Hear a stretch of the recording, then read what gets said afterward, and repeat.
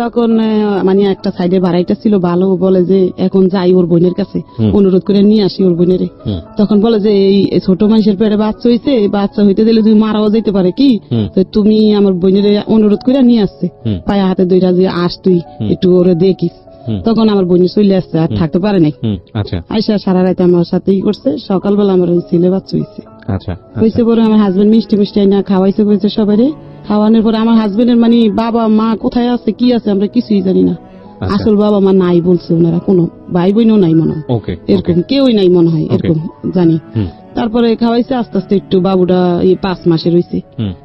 হঠাৎ করে ওই রাস্তায় মারামারি করছে, ওই ওষুধ কোম্পানির 2টা লোকে মারামারি করছে। ওই ছেলের বয়স 5 মাস, মারামারি করছে। পরে ওই ওনারা ধরাই দিছে, ওই মালিকে মানে আরেকজন ভাই এরকম পালক আর একটা ছেলে মারামারি করছে, ধরাই দিছে পুলিশ দিয়া। আমার হাজবেন্ডে ধরাই দিছে, আমি জানি না। তো এই নাইট গিয়ার এসে বলে যে সালমা তোমার এই হাজবেন্ডে তো ধরাই দিচ্ছে তোমার শ্বশুরে। পরে আমি কি করবো আর জানি না, সকালবেলা হয়েছে। এখন বলে যে আমার শ্বশুর ডাইকা নিয়ে বলে যে তুমি আমাদের ঘরে খাওয়া দাওয়া করবা কিন্তু। পরে আমি ওনাদের ঘরে একবেলা যাই খাই, আর ওই বাচ্চারা নিয়ে থাকি এরকম করে 2 মাস। এখন আমার বাবার বাড়ির মানুষ শুনছে ওই কথা, শুনে আমার বাবা চলে আসছে, আর থাকতে পারে নাই। চলে আসছে, গাছ বেচছে দেশে, বেচা গাড়ি ভাড়া নিয়ে আসছে যে আমার মেয়ে নিয়ে যাবো আমি। ওইটা শুনছে, কাটতে জানি না, বড় বোনেরতে জানি।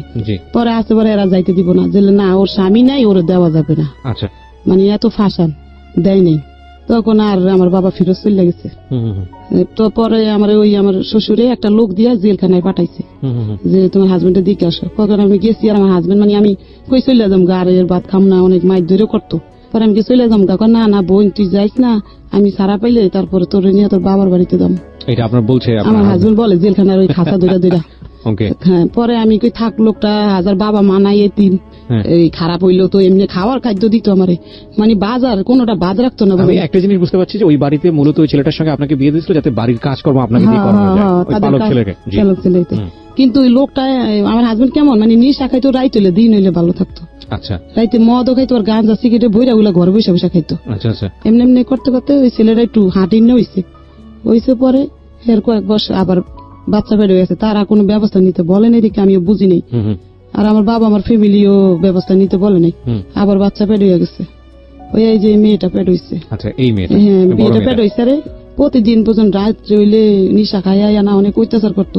পরে করতাম কি জানেন, মানুষের ঘরে যাই রাত্রে পলাই থাকতাম, মানুষের ঘরে পলাইতাম, চুপ করে বসে থাকতাম, ওই হামতাম কইরা টইরা শুয়া পড়তো যেসব, তখন ঘরে যাই চুপ করে শুয়ে থাকতাম। পরে এতই খারাপ ছিল, রাত্রে হইলে কি করতো পেশাব করে দিত বিছনার ভিতরে, প্রতিদিন দিত। ও জানে, ও দেখছে বড় হইয়া, প্রতিদিন পেশাব করে দিত। জানি না, ওই মদ খাইতো, প্রচুর খাওয়া খাইতো, একবার কাপড় মাথা ঘুরাইতো, রাস্তা দিয়ে মানুষের বক্ত আসতো, কিন্তু কোন মহল্লার মানুষে ওরে কিছু কইতো না, কইতো পাগল থাক কিছু। কোনো বাড়ি এলা দেখলো কইতো সালাম কি দিত লোকটারে, মানে ওরে সালাম দিত হেরা উল্টা, মানে একটু পাগল টাগল ছিল বসে। ওরকম করতো। রাত্রে ভয় পাইতাম, ভয় পাওয়ার ঠেলা আমি খাড়ে নিচে ঢুকা চুপ করে বসে থাকতাম।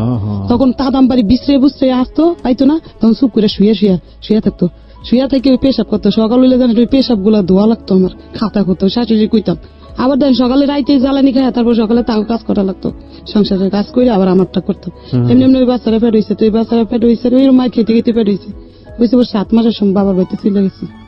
যে এখন আমার বাচ্চা হইব, যদি মইরা যায় বাচ্চাটা, তখন বাবার বাড়িতে গেছিল, বাবা মা যত্ন করে ওই মেয়ে অনেক কষ্টতে 1 মাস পরে। আরেকবার একটু বলে রাখি প্রিয় শ্রোতা, উনি 3 সন্তান নিয়ে এখানে এসেছেন। যে বড় সন্তানের গল্প বলছিলেন, ওই বড় সন্তানের বয়স এখন 21 বছর, এবং ওনার সঙ্গে ওনার ব্যক্তিগত আর কোনো সম্পর্ক নাই। আর উনি যেই সন্তানের কথা এই মুহূর্তে বললেন, বড় মেয়ে তার, সেই বড় মেয়ে এই মুহূর্তে আমার সঙ্গে স্টুডিওতে আছে। আমি একটু আপনার সঙ্গে কথা বলি। হ্যাঁ, আপনার মা যেটা বলল, মাইক্রোফোনটা নিয়ে নেন, আপনি কাছে নিয়ে নেন। হ্যাঁ, আপনার মা যেটা বললো সেটা কি ঠিক? মানে বাবা সম্পর্কে যেটা বললো সেটা কি ঠিক? আপনি নিজে দেখেছেন এরকম? এমনকি আমি নিজেও দেখেছি। জি, এরকম মাতলামো করতো রাতের বেলা খেটে এসে? একটা রাত আমরা ঘুমাতে পারতাম না, মশারির মধ্যে আগুন ধরাই দিত, তারপরে ছুরি ধার দিত, আমার আম্মুর কল্লা কাটবে, মানে আমরা অনেক ভয় পেতাম। একটা রাত ঘুমাতে পারতাম না ঠিক মতো। মানে আমার যতটুকু মানে জ্ঞান হওয়ার পরে আমি যতটুকু আমার মনে আছে ওই ঘটনাগুলো, রাত্রের ঘটনাগুলো। 4-5 মাসের বছরের ছিল, 5 বছর 6 বছরের ছিল, নিয়ে গেছি। ঠিক আছে, আপনি যেটা বললেন যে আপনার বাড়িতে গিয়ে যাওয়ার পরে যত্ন করে, তারপরে 1 মাস পরে ব্যথা, প্রচুর ব্যথা, অল্প বয়সে মা হয়েছে, ছেলে ছোট 2.5 বছরের, ওই ছেলে 2.5 বছরের, অনেক সুন্দর একটা ছেলে। তখন এই মেয়ে হইব, অনেক ফকির পাকড়া বাবা মা দেখায় দাড়িটাই দাঁড়ে সবাই রাখে। তারপরে ডেলিভারি হয়েছে, একটা মেয়ে ছোট, একবারে ওজনও কম, পুষ্টি নাই কোনো শরীরে। তারপরে হয়েছে পরে আমার বাবার ওই এর ভিতরে চলে গেছে, বলা চলে যায়, বলছে আমার বউ নিয়ে যাবো। বলে আমার মা আচ্ছা। বলছে ডেলিভারি ছাড়া আমরা দিব না। তখন বলে যাইছে তো আমি চলে যাই, 2 দিন থেকে ও চলে আসছে ঢাকা। হুম, তখন চলে আসতে পরে ও ডেলিভারি হয়েছে হুম, পুষ মাসের 15 তারিখে। ও হচ্ছে শীতের মধ্যে রাত 3টার দিকে হয়েছে। পরে ওরে নিয়ে 15 দিন পরে আমি ঢাকা চলে আসছি। আচ্ছা, আমার ছোট বোনটারে নিয়ে চলে আসছি ঢাকা, লগে করে নিয়ে আমার বাবা লঞ্চ উঠাই দিছে। হুম, হুম, ওরা আইন সংসার করতেছি এমনি। ওই প্রতিদিন রাত রইলে খাইয়াই অনেক অত্যাচার করে। একদিন করছি কি জানেন, আমার এই মারণের লাগিয়া বিশ্রাইতেছে হুম। দিনে মদ খাইয়া। হুম, পরে মারতে পারে না, আমি ইচ্ছা করে কলের দিকে চলে গেছি যে না মাথায় খাটের স্ট্যান্ড ছিল আগের দিনে, কিন্তু দাঁড় উপরে কারা থাকে না খাটে, হুম, হুম। এভাবে নিয়ে এই আমার মাথার ভিতরে শিলি হয়েছে 4টা। দেখেন এই শিলি মাথায় বাড়ি দিয়েছিল। মাথায় বাড়ি দিয়া মজক সহকার বার করে লেগেছে। Oh my God! তখন আমার শাশুড়ি করছে কি, ওই শাশুড়ি এবার এমনি আদর করতো, মিশা কথা কম না, আমার অনেক আদর করতো, এখনো আদর করে। হ্যাঁ। সে করছে কি জানেন, আমারে মানে নিয়ে গেছে ডাক্তারখানা, নিয়ে এটা শিলি দিছে। যখন না শিলি দেয় গিট্টু গুলো এম করে টান দিয়া, গিট্টু দুই সব সুতা ছিল, সিলাই টিলে বাসাইছি। আর 1 সপ্তাহ পরে ওই শিলিগুলা যেসব খুলছে, আমি জানি না, ওই অজ্ঞান হয়ে পড়ে গেছি ওখানে।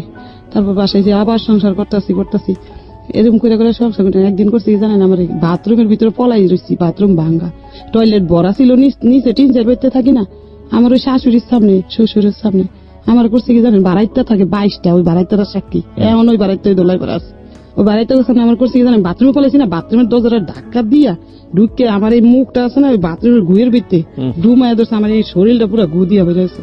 আর এমন জোরে ঘুষা দিছে বুঝলেন, এই জায়গাটা এরকম করে এগুলো কি সে ওই খাওয়ার পরে মদ খাওয়ার পরে এরকম? খাইয়ে করতো, এটি ভালো থাকলে কিছুই করতো না, সে মদ আর গাঞ্জা খাই এরকম করতো। ওরকম করতে করতে ও বাচ্চার বয়স 4 বছর হয়েছে, মাই খেতে অনেক হেরা বাক করে দিচ্ছে।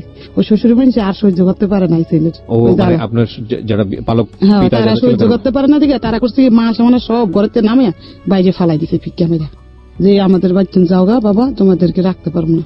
তখন একটা অন্য বাসায় ঘর নিছি আমরা। এখন আমি কিছুই বুঝি না, থানাও কিছু বুঝি না, বাবা মাও দিয়ে নেয় না, কিছুই বল না, আর শ্বশুর বাড়ির মানুষ কিছু বলে না, আমি কিছুই বুঝলাম না, রাগা করা। এরকম করতে করতে পরে এই মাইয়ার 4 বছর বয়স হয়েছে, হুম, আর ওই ছেলে একটু বড় হয়েছে, 6 বছরের হইব মানে 6-7 বছরের, হুম। আর ওর 4 বছর। তখন ওরে 4.5 বছর হয়েছে, আর ওরে ভর্তি করছি একটা মাদ্রাসায় ওইখানে আচ্ছা, কইরা। এখন আমি কি করি জানেন, ওই আখর বাতি আছে না, হুম, ও নিশাবানি খায়, অত টাকা দিত না, 60 টাকাই না দিত রাত্রে বাজার করার জন্য, আচ্ছা, আর সব খাইয়া লইতো। ওই দিয়ে আমি ওই টুকটাক 12 টাকা কেজি চাল ছিল তো, হুম, তো আর ডাইল ছিল, সব তো মাংস ছিল 60 টাকা। হুম, হুম, তো ওই 1 কেজি চাল আনলে আমরা সুন্দর 2 দিন হয়ে যেত, আধা কেজি করে, অত খাইতাম না। আখর বাতি আছে না, এগুলা ওদিকে দেয় বাড়ি বাড়ি আচ্ছা, বানাইতে। তখন আমি মানুষে বানাই দেখে দেখে শিখছি, তো প্রতিদিন 3 কেজি বানাইতাম। সিয়ারি খাইয়া অনেক বাড়াইতে ঘুমাই থাকতো। সেহরি। হ্যাঁ, আমি ঘুমাইতাম না, আমি ওই বৈশা ঘরের মধ্যে ওই গোলাইয়া বইয়া বইয়া বানাইতাম, তো সবাই বেশি বানাইতাম, আচ্ছা। 4 কেজি কি 4.5 কেজি বানাইতে পারতাম। আগরবাতি? জি, আচ্ছা, বেড়ারা দিয়া যায় বাসায়, গুড়িও দিয়া যায়, গোলায় নিতে হয় আটার মতন করে। আচ্ছা। তো বানাইতে ওই বেবি আমার শিক্ষা লাইছে ওগুলা। মানে আপনার তো বড় মেয়ে? হ্যাঁ, ওই মেয়ে 4.5 বছর মেয়ে শিক্ষা লাইছে দেখতে দেখতে। আচ্ছা। তো ও একবার মতন বানাই দিত আমার, হুম, যেরকম বানাইতো মাইজি ওরে ভর্তি করছি একটা মাদ্রাসায়। আর ওই 4.5 কেজির মতন বানাইতাম, কোনদিন 3 কেজি বানাইতাম, বানাই রাখতাম, পরে লোক আসলে নিয়ে যেত, এক লোক 1000, 1200, কত টাকা পাওয়া যেত? 1500, 1200 এরকম পাইতাম 10 দিন 15 দিন পরে। 10 দিন 15 দিন পরে? হ্যাঁ, 10 দিন পরে। বহুত কঠিন কাজ। হ্যাঁ, কঠিন অনেকগুলা, এতগুলা হইতো 1 কেজি। হ্যাঁ, হ্যাঁ, হ্যাঁ। ওগুলা রাস্তায় সুগার লাগতো, মিল্লা আচ্ছা, সুগার আচ্ছা। পরে আবার বাইন্দা রাখতাম, আচ্ছা। তো লোকটা নিয়ে যেত। তো এই 10 দিন 12 দিন পরে 1500-1200 টাকার মতন আইতো। আচ্ছা, আইলে আমার কাপড় চোপড় আমি নিতাম নিজেরটা, ও বাচ্চারে কিছু দিতাম, হুম। দিয়ে বাচ্চা মাদ্রাসায় ভর্তি করছি। করার মনে 2 মাস কি 4 মাস পরে হিরণ ধরছে। এখন ওই পাকঘরে বসে খাইতো কত অন্য মানুষের সাথে। আপনার জামাই? তখন হিরণ ধরছে পরে, এখন আমি বুঝি না যে ও কি খায়, এটা খাইয়াটে ঘরে যাই চুপ করে দমন ধরে শুয়ে থাকতো। এখন আর আমার সাথে ওই মারামারিটা কম করতো, ওইটা খাওয়ার পরে মারামারিটা কম করতো, কিন্তু টাকা চাইতো আমার কাছে, খালি টাকা না দিলে মারতো। এই যে দেখেন এই কেন্নার ভিতরে, এই যে এই কেন্নার ভিতরে রড দিয়া বাড়ি দিয়ে এগুলা এমন কালো হয়ে রয়েছে, এই যে দেখেন কেন্নার ভিতরে দোনো হাত আছে, ওর পায়েও আছে, বাড়ি দিত এইভাবে, বাইরে দিতেও কাপড় চোপড় নিত, থালা বাটি নিয়ে যেত। তখন ও তো বড়, 5 বছর হইয়া গেছে, আর ওই ছেলেও তো একটু বড়।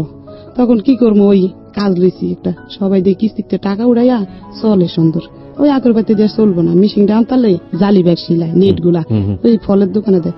অনেক একজনে বুদ্ধি দিয়ে কি, ওই তোর স্বামী তো ওই নিশা ধরছে, এখন তো ওই বাচ্চা দুটো জীবন নষ্ট হইব, আর বাবা মাও নেয় না আমার আয়সা, কেউ পাশেও দাঁড়ায় না। তখন বললাম যে একটা মিশিং কিনব, তখন কিস্তিতে টাকা উঠেছি 10,000। আমি এখানে একটা বিরতি নিতে চাই। প্রিয় শ্রোতা, আপনারা তো শুধু গল্পটা শুনছেন, ইনফ্যাক্ট আমি বলবো যে এতদিন যাবৎ কোন একটা ঘটনার, আপনি রেপ কেন্দ্রিক কোন একটা ঘটনার যতটুকু জানেন, আজকে আমি চ্যালেঞ্জ দিয়ে বলতে পারি তার চেয়ে অনেক বেশি জানবেন। আমি আসমার জীবন গল্প এখানে উপস্থাপন সালমার জীবন গল্প এখানে উপস্থাপন করছি। সালমার দুটো মেয়ে, দুটো ছেলে। আজকে এখানে 3 সন্তান উপস্থিত। বড় মেয়ে একটু আগে কথা বলেছে এবং ছোট মেয়ে যে ভিকটিম, যে নভেম্বরের 8 তারিখে 2018 সালের নভেম্বরের 8 তারিখে তার জীবনে এই ঘটনাটি ঘটেছে, যার বয়স মাত্র 10 থেকে 11 বছর। ক্লাস 5 পড়া অবস্থায় ঘটনাটা ঘটে এবং সে পরবর্তীতে পরীক্ষা দিতে পারেনি এবং এটা নিয়ে মামলা হয়েছে। সে কথা বলবে আজকে সময় পেলে। আপনারা যদি ওদের ফেসটা দেখতে পারতেন, বিশেষ করে যে মেয়েটা ভিকটিম হয়েছে, ওর যদি ফেসটা আমি দেখাতে পারতাম। আমি দেখাতে পারবো না, কারণ সামাজিকতার জায়গাটা থেকে আমাদের সমাজের কিছু সীমাবদ্ধতা আছে। আমিও নিজেও কখনো দেখিনি, টু বি অনেস্ট। আমি এত জীবন গল্প প্রচার করেছি রেডিওতে, এত ভয়ানক রকমের জীবন গল্প প্রচার করেছি, এত এক্সট্রিম লেভেলের, কিন্তু আমি কখনোই এই ধরনের সিচুয়েশন ফেস করিনি। আজকে শেষ পর্যন্ত শুনবেন আশা করছি, ধৈর্য ধরে শোনা উচিত, কারণ আমি বিশ্বাস করি প্রত্যেকটা মানুষের মধ্যে একটা করে পশু বিরাজ করে এবং সেই পশুটা যদি কোনো কারণে শক্তিশালী হয়ে অ্যাক্টিভ হয়ে যায়, তাহলে ওই মানুষের দ্বারা ভয়ানক রকম কাজ সম্ভব, ভয়ানক সম্ভব। এগুলো আমরা ধীরে ধীরে কেমন যেন সেই আইএমএ জাহিলিয়া যুগের দিকে আবার চলে যাচ্ছি। কোনো কিছুই অবিশ্বাস্য মনে হয় না। তবে আমি বিশ্বাস করি এই ঘটনাটা যারা আজকে আগাগোড়া শুনবেন, তারা নিশ্চয়ই এই কালমা। তারপরে আমি একটা সেলাই মেশিন কিনে কিস্তির টাকা 4বার টাকা জমা দিলে ওরা টাকা দেয় 10,000, ওই সুতলাপুর এই কিস্তির অভিশক্তি। তখন 10,000 টাকা উড়াই একটা সেলাই মেশিন কিনে যায় সদরঘাট থেকে, কিনে ওই নেট ব্যাগ গুলো এখন সিলাই 100 সিলাইলে আপনার 10 টাকা। এরকম প্রতিদিন 1000 সিলাইতে হইব, পাও দিয়া তোর 1000 সিলাইতে পারো না। তখন একটা মোটর কিনে নিলাম 500 টাকা দিয়া, কিনা লাগাইয়া এখন সিলাই আমি ও বাস করে। আর ওই ছেলে পড়ে না, ক্লাস 1-এ ভর্তি করছি, তুই উঠছে, পড়ালেখা করতেছে না, খালি খেয়ালে বাচ্চা কাচ্চার লোকে বাবার মতন, বুঝছেন, খেয়ালে খেলতেছে না। আর ও মেয়ে পড়ে মাদ্রাসায়, তখন মাদ্রাসায় পড়তে পড়তে ওরম নিশা খায়, এলাকার সবাই ওরে চিনে। কে নিশা খায়? ওই হাজবেন্ড খায় নিশা। এলাকার সবাই চিনে ওর ছোটতে, এই এলাকা 5 বছর চিনে, চিনলে তখন চিনে এটা তার মেয়ে। ওর মাদ্রাসায় মানুষের খারাপ কথা বলে। কি বলতো মনে আছে? মনে আছে? একটু বলো তো, তুমি করে বললাম, একটু বলো। বলে যে হিরণ চিরমে, এই সমস্ত কথা বলতো, আমার অনেক খারাপ লাগতো। ওকে, তখন আমি করুম কি, ওইখানে থাকি না আপাতত। পরে ওই মাদ্রাসায় বেতন দিতে পারতাম না, ওই জালি ব্যাগ দিয়ে যা পাইতাম ও দিয়ে ঘর ভাড়া দিম না, তো একটা বাড়িতে 3 সেট ভাড়া গেছি। ও পাইতে আমার মিশিংটা নিয়ে যাইতে ধরছিল।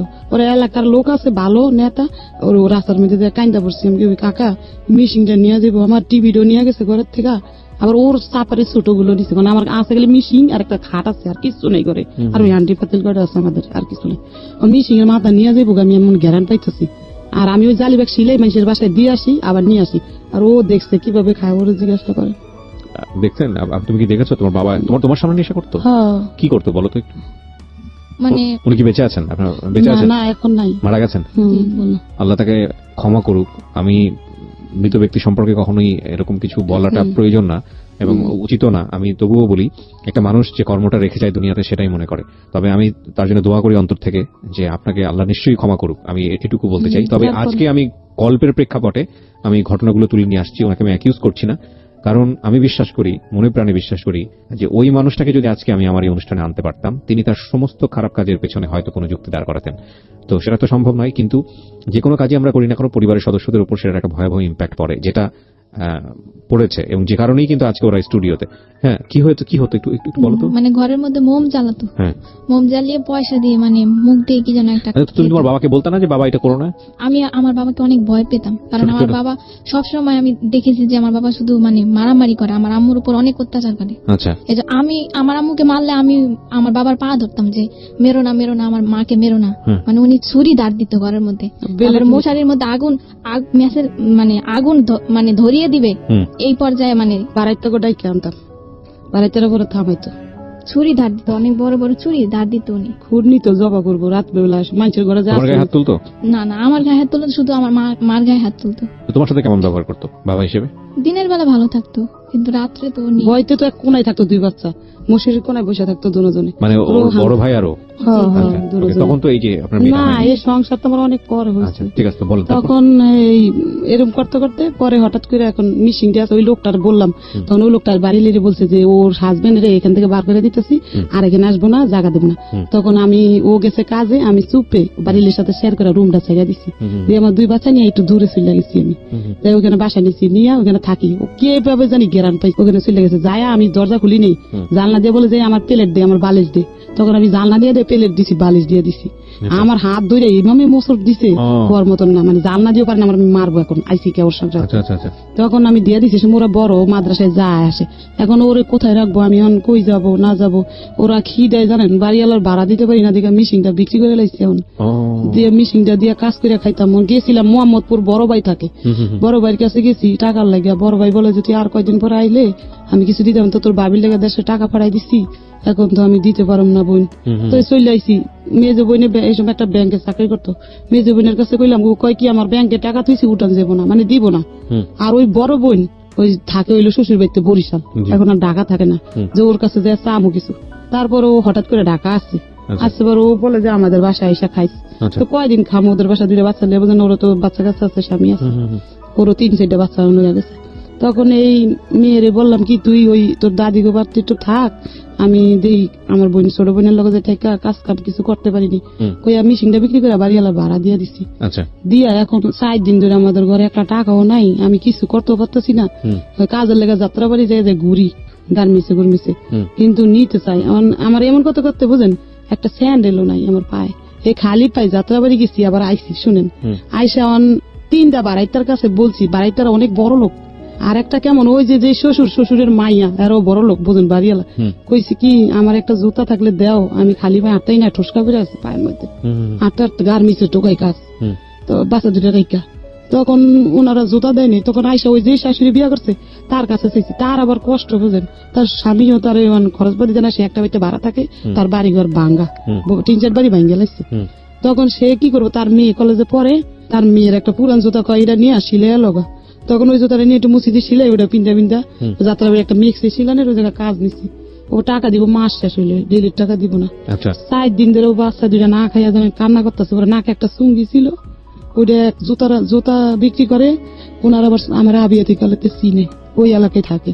তারপর বিয়ের আগে ত্যাগ করে যাইতাম ওর খেলতে খুলতে, হ্যার ছেলের লাগে তো হেরা চিনে। আমি কই কি লিজামের আম্মু আমার নাকের চুঙ্গিটা রেখে আমার কটা টাকা দাও, কয় কি কে, আমি কি ওই 2 বাচ্চা না খায়া মরতাছে, ও তো জানে ও মুখের বউ, আমি সব চিনি, আমার হাজবেন্ড সবাই বলে। তারা পানি বাঁচছিল, ওইটা দিচ্ছে 2 বাচ্চারে খাওয়াইছি, আমার বলে তুই খা, আমি না আপা আমার পেটে বাদ যায় না, আমি খাম না। আর ও তো ফিরো হিরোন খাইয়া রাস্তা রাস্তা ঘুরতেছে।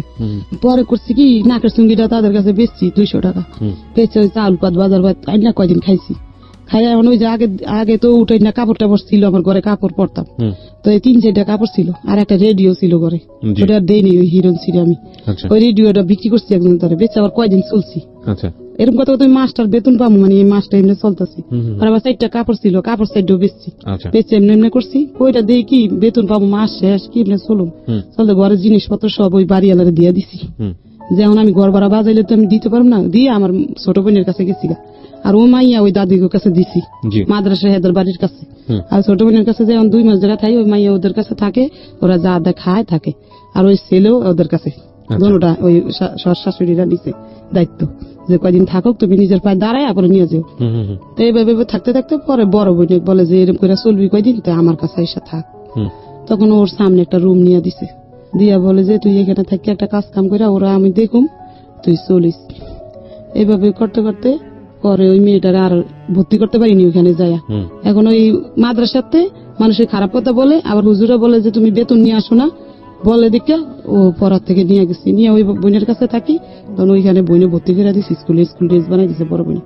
তো বড় বোনটা একটু আদর করতো, তো এই বড় বোনের কাছে কাছে রাখতে রাখতে রাখতে ওই বড় বোনের জামাই তো পিছলইছে যে ওর আমার সাথে মানে দুষ্টামি করতে চায়, ওর মানে বেকায়দা শৈলে মিলে বসা করতে চায়। ওর 3 সন্তান, 3 সন্তান, ছোট ছোট আর বেশি বড় না। তখন বোনের বলি নেই এরকম যে কয়টয়, বলে যে চুপকে বলে রাস্তায় তুই আমার কাছে বিপদ বললে আমি কন্ট্রাক্টারি করে পয়সাও ভালো কামাই, টাকা বোঝেন প্রতিদিন অনেক টাকা আনে, কিন্তু আমি আমার বোনের কাছে শেয়ার করিনি, আজ পর্যন্ত বলিনি এই কথাগুলো, আজকে প্রথম বলতেছি। তখন বলি যে না এনে থাকলে আবার বোনের ঘরও দেখি মারামারি করে হাসবেন, বাচ্চা ঘরও মারে, বোনেরও মারে, বলে যে না এনে থাকুম না। তখন ওইখান থেকে সইরা আলাদা একটা বাসা নিয়েছি 3-4 নিয়ে এখন কাজে লাগছি যাত্রাবাড়ি। মেক্সি সিলাই, রেডিমেড মেক্সি 5 টাকা করে পিস দিব। পরে সিলাই পেটিকোট মেক্সি সিলাইতে ওই টাকাটা দিয়ে ঘর ভাড়া দেই মাস শেষ, ওদের 2টারে খাওয়াই। এর মধ্যে আমার বাবার কাছে বড় বোন ফোন দিছিল যে সালমা কিভাবে খাইবো, বাবা বলে যে ওর কাছে সেলাই মেশিন আছে না, ওইটা দিয়ে খাইতে পারে না, এই কথা বলছে। শুনি না মনে কষ্ট লাগছে বুঝছেন। পরে কই বাবা মাকে দরকার নেই, বাবা বাচ্চা আছে ওই সময়। তখন বাইরে তো আর খোঁজ নেই, আর কেউ নাই খোঁজ নেই। তখন কি করবো, ওই জায়গায় বাসা নিয়ে থাকি। হঠাৎ করে আমার এত অসুস্থ হয়ে গেছি, কাজ করতে করতে বুঝেন, বিছানার লগে লেগে গেছি। লাগার পরে ওই দুইটা লোক, আমার বাবা আবার বোলার থেকে বাড়ি বিক্রি করে নোয়াখালী বাড়ি করছে। করার পরে ওই লোক দুইটা আমাদের বাড়ির লোকের, এই ক্যান্টনমেন্ট চাকরি করে, আর্মি ক্যান্টনমেন্ট সিপিএল চাকরি করে। তখন ওরা মানে আমাদেরকে চিনে, শুক্রবারে বিকেলে আর্মিকে বন্ধ থাকে, তো ওরা দুইজন আমার বোনের বাসায় আসতো, বোনের জামাইয়ের লাগে কথাবার্তা বলতো। আমারে বললো যে তুই কি করছ, আমি এরম এরম করি ভাই, কিভাবে চলবো দুইটা বাচ্চা নিয়ে। বলে যে তোর ছেলেটারে আমাদেরকে দিয়ে দেয় ক্যান্টনমেন্টের মধ্যে, ও টুকটাক আমাদের সাথে করবো টরবো থাকবো। তো ছেলেটারে ওরা নিয়ে গেছে ভিতরে। তো নিচে পরে একদিন দুই দিন ওরকম দেখছে, ওই ওর বাবা দেখছে, দেখে বলে যে একে বলে যে আমার বোনের ছেলে। আপনার সেকেন্ড হাজবেন্ডের কথা বলছেন আপনি? ওকে, আমার বোনের ছেলে। আপনার প্রথম হাজবেন্ডটা কোথায়? প্রথম হাজবেন্ড ওই রাস্তা রাস্তা ঘুরে খায় টায়, নিশা পানি। আপনার সঙ্গে যোগাযোগ না যোগাযোগ নেই, 2 বছর হয়েছে এখন যোগাযোগ নাই। এখন একদিন দেখছি রাস্তায়, ডিভোর্স হয়নি কিন্তু যোগাযোগ নাই। না ডিভোর্স হয়নি, আর ওর সাথে আমার কাবিনও হয়নি, এমনি বিবাহ দিচ্ছে, মানে মৌখিকভাবে দিচ্ছে তারা। তখন ও একদিন দেখছি রাস্তায়, দেখছি নাক মুখ একবার ফুলা, পাওয়াত ফুলা প্রচুর। এই আমার বড় বোনের জামাইয়ের কাছে যায়, কইতাছে দুলা ভাই আমি 3 দিন ধরে খাই নাই, আমার কটা ভাত দাও। তোমার বোনের হোটেলে নিয়ে বলে ভাত দুধ খাওয়াই পাঠাই দিচ্ছে। আমাদেরকে অনেক বিশ্রায়, সে পায় না, তন্ন তন্ন করে পাইলে তো আমাদের মারবো। হ্যাঁ, তো পায় না দেখে ও বিশ্রায় দিচ্ছে, ওই দোলাই পর ফুইরা থাকে, রাস্তাঘাটে ফুইয়া থাকে, আর মানুষের ওইটা চুরি করে। তখন ওই ঘর নিয়ে থাকি ওই লোকটা বলছে যে তো চল একদিন তোর বোনেরে দেখতে যাবো। তো আমার দেখতে আসছে, দেখতে আসছে, একদিন দেখছে, দেখে চলে গেছে। গিয়া ওনার রেশন পাইতো 20 কেজি চাউল আর 15 কেজি আটা। এই রেশনটা ওই লোকটারে দিয়ে আমার বাসায় পাঠাইছে। 3 মাস রেশন পাইতো। মানে সে কি আর্মিতে ছিল? আর্মিতে ওই সময় সার্জেন্ট ছিল। হ্যাঁ সার্জেন্ট ছিল। দেওয়ার পরে একদিন আবার আসছে আমাদের বাসায়, মিষ্টি নিয়ে আসছে। নিয়ে আসে আমি আর ওই আমার ওই ভাইটা দেশের, ওনার সামনে আসছে, আরেকটা ভাইও আসছে, 3 জনে আসছে। 3-4 একটা বাড়িতে অনেক বাড়িটা ওই বাসায়। তখন আমার মানে দিছে একটা নাম্বার মুট কইরা লেইকা ফিক্কা মেরে আমার ঘরে দিছে। ওরা যদি দেখে মাইন্ড করে, ফিক্কা মেরে দিছে, ওই লাগে 100 টাকা দিছে। দিয়া মানে ওর মধ্যে লেখা আছে যে আমার কাছে এটা দিয়ে ফোন করবে, এই টাকাটা দিয়া তুমি জুরিয়ান রেলগেটের থেকে, তোমার সাথে আমার কথা আছে, এটা লিখছে। তাই আমি তো আর অত পড়ালেখা জানি না, ভালো করে বুঝি না। তো একজনের দিয়ে আমি পড়াইছি, এই সময় আমার ওই বাচ্চা অত মানে পড়তে পারে না, পড়াইছি। পর দেখি ওই কথা লেখা। তখন আমি একদিন রেলগেটে ফোন দিছি পরে সে আমার জিজ্ঞাসা করলো যে আপনি কিভাবে চলেন টলেন। তাই আমি বলছি আমি এরকম কাজ করে চলি। বলে যাচ্ছে আপনি আমার সাথে একটু দেখা করেন, আপনার আমি সিএমএস একটা চাকরির ব্যবস্থা করে দিব। নাম কি ছিল ওনার? খোরশেদ আলম। না সিএমএস একটা চাকরির ব্যবস্থা করে দিব। তখন আমি বলছি যে আচ্ছা যদি আমার একটা চাকরির ব্যবস্থা করে দেয় তো আমার ভালো হইব, সরকারি চাকরি হইলে আমি চলতে পারবো 2টা বাচ্চা নিয়ে। এভাবে বাচ্চার বয়স 7 বছর হয়ে গেছে। মানে এটা প্রথম বাচ্চা না? এই যে ওর বয়স 7-এ বইরা গেছে এরকম।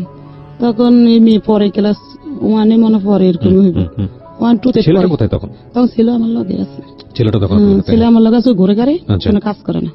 তখন ওই ক্যান্টনমেন্ট দিছি, ও কাম পছন্দ হয় না। আর ক্যান্টনমেন্টে দিয়েছিলেন কিন্তু ওখানে কাজ পছন্দ হয় না। ওরা কাপড় দোলাই করে, ওরা আব্বু না, ওরা বসে না পাইনি, ওই সিপিল ওরা কাপড় দোলাই করে আর্মি গো, ওগুলার লগে একটু কাজ কাম করতে দিছিল, কিন্তু করবো না। সে আয়সা পড়ছে, আয়সা ঘরে শুয়ে থাকে, আমি কিছু বললো খেলে টেলে আয়সা আমি যাই লেগা কাজে, ও ভাত ভাত খাওয়া খেলে খারাপ পোলাবেনের লাগে মিশে পড়াশোনা করে না। পড়াশোনা করে আপনি শাসন করেও করতে পারেন। শাসন করলে কি আমার মানে কিছুই কয় না, আমি মারলে চুপ করে থাকে, আমি দিয়ে লাগে ও খেলে টেলে, আর আমি না দেখলে পলায়া থাকে, থেকে ভাত ভাত খায়, এরকম করে দিন যা রাত পয়। ওর খালি না খাইলে না খায় থাকে। বাবা খুবই বাবার কাছে যায় না, এই জন্য বলি বাবা খুব ইম্পর্টেন্ট একটা ফ্যামিলির জন্য, খুবই ইম্পর্টেন্ট। এবং একটা ব্রোকেন ফ্যামিলিতে আসলে যারা বড় হয় তারা বুঝতে পারবে যে একটা মার অ্যাবসেন্স কিংবা একটা বাবার অ্যাবসেন্স পরিবারের জন্য কতটা ভয়ানক, বা তার বড় হয়ে ওঠার জন্য কতটা ভয়ানক। বলেন তারপরে কি হলো? আপনি তারপরে এভাবে উনি বলে চাকরি দিব, বললে চাকরি তো দিব না, আমার লগে সিটিং বাজি করবো, আমি তো আর বুঝিনি। উনি এভাবে আমার ওই লোকটা দিয়ে একটা মোবাইল কিনে পাঠাইছে, সিটি সেল মোবাইল, সিমও বইরা দিছে। দিছে পরে ওই মোবাইলটা কল দিছে রাইতের 12টার দিকে, দিছে পরে আমার সাথে উনি কথা বলে, একদিন 2 দিন 3 দিন কথা বলে, প্রতিদিন কথা বলে, দিনের বলতে পারেন আমি কাজ করি, সে রাইতে কথা বলে আমার সাথে 2-1 ঘন্টা বলে। বলতে একদিন আমি অসুস্থ হয়ে পড়ি, বিছানার লগে লাগিয়ে গেছি। আমরা একটা বিরতি নিচ্ছি প্রিয় শ্রোতা। এই জায়গাটিতে আপনারা শুনছেন মিস্টার ম্যাঙ্গো ক্যান্ডি প্রেজেন্টস জীবন গল্প, এবং আপনাদেরকে যেটা বলেছি যে আজকের অনুষ্ঠানটি খুবই ইম্পর্টেন্ট। আজকে যদিও আমরা এখানে সালমার জীবন গল্প তুলে ধরছি, কিন্তু তার জীবন গল্পের সাথেই তার মেয়েটার জীবন গল্প জড়িয়ে আছে, যে মেয়েটি ভিকটিম, 11 বছর বয়সের কিশোরী 2018 সালের নভেম্বরের 8 তারিখে রেপড, এবং এটা এখন মামলা হয়েছে, এটা বিচারাধীন অবস্থায় আছে। ওই মেয়েটিও আছে স্টুডিওতে, এবং তার বড় বোন, সেও মাঝে মাঝে কথা বলছে, আপনারা জানেন, এবং তাতে একটা ছোট্ট ভাই, সেও আছে স্টুডিওতে। প্রয়োজন হলে আমি তাদের সঙ্গে কথা বলবো। তারপরে আমি অসুস্থ হয়ে পড়ি, হঠাৎ করে একদম বিছনা লাগিয়ে আছি। এখন আমার কাছে তো কোনো টাকা পয়সাও নাই, অত স্যালাইন সুলাইন লাগাইবো। তখন আমার বড় আপু আমার কাছাকাছি আইছে, কাছাকাছি থাকি দুই বোন, একটু দাঁড়ে দাঁড়ে বাসা। তখন আইসা বলে যে স্যালাইন সুলাইন লাগাইবো, টাকা পাবো। তখন ওই মোবাইলটায় আমি ফোন দিছি যে ভাই আমি অনেক অসুস্থ, আমার কিছু টাকা পয়সা দিলে আমি শরীরে একটু স্যালাইন মেলাইন নিতাম। তখন উনি 2000 টাকা পাঠায় ওই লোকটারে দিয়ে, পাঠাইলে আমি ওই টাকাটা দিয়ে স্যালাইন মেলাইন নেই। এটা মানে আমার বড় বোনে জানে না ওই লোকটা পাঠাইছে, জানে মনে আমার কাজের টাকা, এই মানে আমি আনছি কাজের থেকে, ওই যাত্রাবের থেকে। তখন ওইটা দিয়ে স্যালাইন মেলাইন নিয়েছি, শরীরে একটু সুস্থ হয়েছি, আবার কাজ করি করি। তো হঠাৎ করে আমি ভাবলাম, লোকটা আমার অনেক কিছু বলে, মানে যে আমি তোমার দায়িত্ব নিবো, তোমার কাজ করা লাগবো না, আমি 20,000 টাকা বেতন পাই, রেশন পাই, আমার কেউ নাই খাওয়া। বিবাহিত ছিল? হ্যাঁ, বিবাহিত, 2টা বাচ্চাও ছিল না। এটা আপনি জানতেন? না, জানতাম না। আমার ওই ওরে হাত করে নিছে ওই লোকটারে, ওই যে আমাদের দেশের ওই লোকটারে হাত করে নিছে, বলতে না। হ্যাঁ হ্যাঁ, তখন জানতাম না কিছু। তখন বলে এগুলো, আমি বলি না ভাই, আমার 2টা বাচ্চা আছে, এটা নিয়ে কেউ সংসার করে কিনা? করে না। করলো, পরে আমার বাচ্চাটি লাত্তি লুত্তি দিয়ে ফালাই দিবেন আপনি। বলে যে সবাই একরকম মনে করেন না আপনি। দেখলাম লোকটা অনেক ব্যবহার ভালো টালো, এরকম দুর্বল হয়ে গেছি একদম, মানে তার প্রতি। সে বলে যে তোমার বোনের কাছাকাছি তুমি থাইকো না, তুমি আমি একটা বাসা নিয়ে দিই, তুমি ওখানে বাসা নাও। তখন আমি বলছি যে না, বাসা তো নিব আমি, কিন্তু সেই বাসা ভাড়া আমার কে দিব? বলে যে আমি দিব। তখন আমি বাসা ছাইরা ওই পারে, রেল গেটের ওই পারে একটা বাসা নিছি, ভাড়া মনে 4,000 টাকা হইব না, 3,500 টাকা বাসা ভাড়া নিয়ে আমার 2 ছেলে মেয়ে নিয়ে আমি ওখানে গেছি। দেওয়ার পরে টুকটাক কিছু মাল সামান কিনা দিছে, আর ওই লোকটারে দিয়ে রেশন মেশন পাঠাইছে বাসায়। পাঠাইছে পরে বাড়িওয়ালারে বলছি আমার 2 বাচ্চা আমি থাকবো, আমার হাজবেন্ড থাকবো, এ কথা বলছি। এখন আমি বলছি যে আমরা এখন, বলে যে আমরা এখন বিবাহ করবো। উনি বলছে আমার প্রস্তাব দিচ্ছে। আমি বলছি তাহলে কে সাক্ষী থাকবো? বিবাহ সাক্ষী আছে না? তখন ওই লোকটা আর একটা লোক, এই 2 জন সরকার, একজন মৌলবী ডাইকা আমরা বিবাহ করছি। আচ্ছা, তো বিয়ে করার আগে তো আপনার আগে হাজবেন্ডের সাথে আপনার কোনো সম্পর্ক ছিল না? তার চিনিও না, জানিও, দেখিও নেই আর তারে। এই 2 বছর সে আমার কোনো খোঁজ খবর না, আমরাও তার খোঁজ খবর। আপনি বিয়ে করার আগে আপনার ছেলের মেয়েদের সঙ্গে আলোচনা করছিলেন যে আমি এরকম একটা বিয়ে শাদীতে এরকম? বলি আপনারে, তখন আমি বিবাহ করতে চাইছি, কিন্তু আমার এই মেয়ে বাধা দিচ্ছে। আচ্ছা, ছেলে কিছু বলে না, ছেলে যে এনে রাইতে না খাইতে। আচ্ছা, ছেলেও বোঝে না সবকিছু, মানে অন্যরকম। ও মেলে বলে যে না, এরে আমি বাবা বলে স্বীকার করুম না। আচ্ছা, বোঝে সব, বলে যে না। আমি বলি যে থাক বাবা, আমরা ঘর নিতে গেলে ঘর দিব না আমাদেরকে। মানুষে বলে যে ঘর নিতে আইছেন আপনার হাজবেন্ড কি করে? বলি যে আমার 2 বাচ্চা আর আমি। বলে যে না, বাসা দিব না, বাসা দিব না। আপনি কিভাবে বাসা ভাড়া দিবেন, এই কথা বলে। তখন ওরে বললাম যে একটা গাছের তলে যদি থাইকা তোমরা বাবার পরিচয় দিয়ে থাকো, মানুষ সম্মান দিব তোমাদেরকে, যে তোমার বাবা। This is our society, Priya Srota. This is our society, and of course you have to face it. দেখুন, আজকে যে মানুষটার জীবন গল্প আমি এখানে তুলে ধরছি, সমাজের একেবারে প্রান্তিক পর্যায়ে, প্রান্তিক অনেকে বুঝবেন না বলি, নিম্ন পর্যায়ের একজন মানুষ, দিন এনে কোনো রকম একবেলা পেট পুড়ে খেটে খাওয়া একজন মানুষ, এবং সেই মানুষটা যদি নারী হয় তাহলে তার জীবন সংগ্রাম কতটা ভয়ানক হতে পারে, এটা জীবন গল্পে নতুন করে প্রমাণ দেওয়ার কিছু নেই। কিন্তু এইরকম একটা পরিবারেরই তার একটা সন্তান, সে রেপড, যার 11 বছর বয়স। Can you imagine the situation?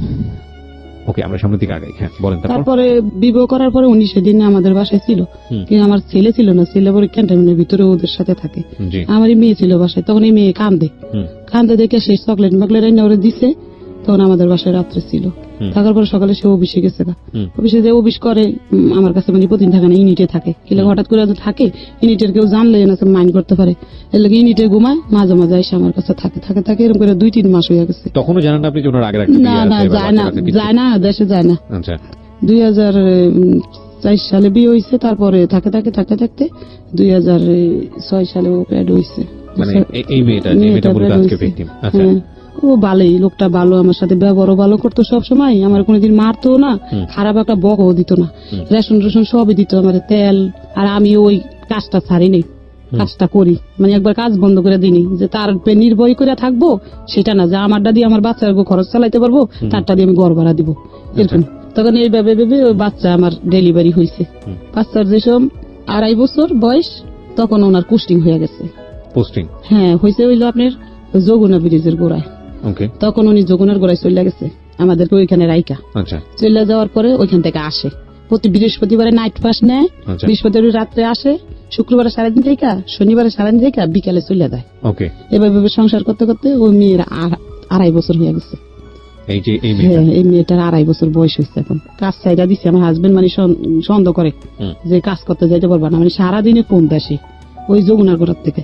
আবার ওদের সাথে কথা বলতে চাইতো, আমি যদি বাজারে যেতাম তারপর 10 বার ফোন দিয়ে লাইতো। হুম, হুম, এরপরে আমি কাজটা ছেড়ে দিচ্ছি যে আমরা সন্দেহ করবো, আমার এই সংসার ডোবাঙ্গে দিব গা। কাজ ছেড়ে দিয়ে আমার বাচ্চার 2.5 বছর বয়স। হুম। হঠাৎ করে একদিন আমার মেজে বোনটা আসছে, এর মধ্যে আমার বড় বোনও জেনে গেছে, ছোট বোনও জেনে গেছে, আমি বিবাহ বসছি, হুম। ফ্যামিলির সবাই জানছে, আমার বাবাও জানছে। তখন উনি একদিন আমাদের বাসায় আসছে, আসার পর আমার বোনের ছেলে আবার স্টুডিয়াম চাকরি করে, ছবি বানায়, আচ্ছা, ক্যামেরা নিয়ে আসছিল আমাদের বাসায়, দেশে যাই ওর মার সাথে। তো হঠাৎ করে আমার এই মেয়ে ওর বাবার কোলে ছবি তুলে নিছে। হুম, হুম, হুম। আমার হাজবেন্ড কখনো আমার লোক ছবি টবি তুলতো না। তো ওদিন গিয়ে প্রথম বাবার সাথে কোলে 2.5-3 বছরের ছবি তুলে নিচ্ছে, 2.5 বছরের 3 বছরের হুম। ছবি তুলে নিছে, নিচে ছবিগুলা রাখছে। হঠাৎ করে 2009 সালে হুম। আমার সাথে উনি আর যোগাযোগ রাখে নাই, ওই যমুনার গোড়ার থেকে আচ্ছা, আর খোঁজ খবর নাই ওনার। এখন 2 বছর হয়েছে ওনারে আমি বিশ্রে আর পাই না।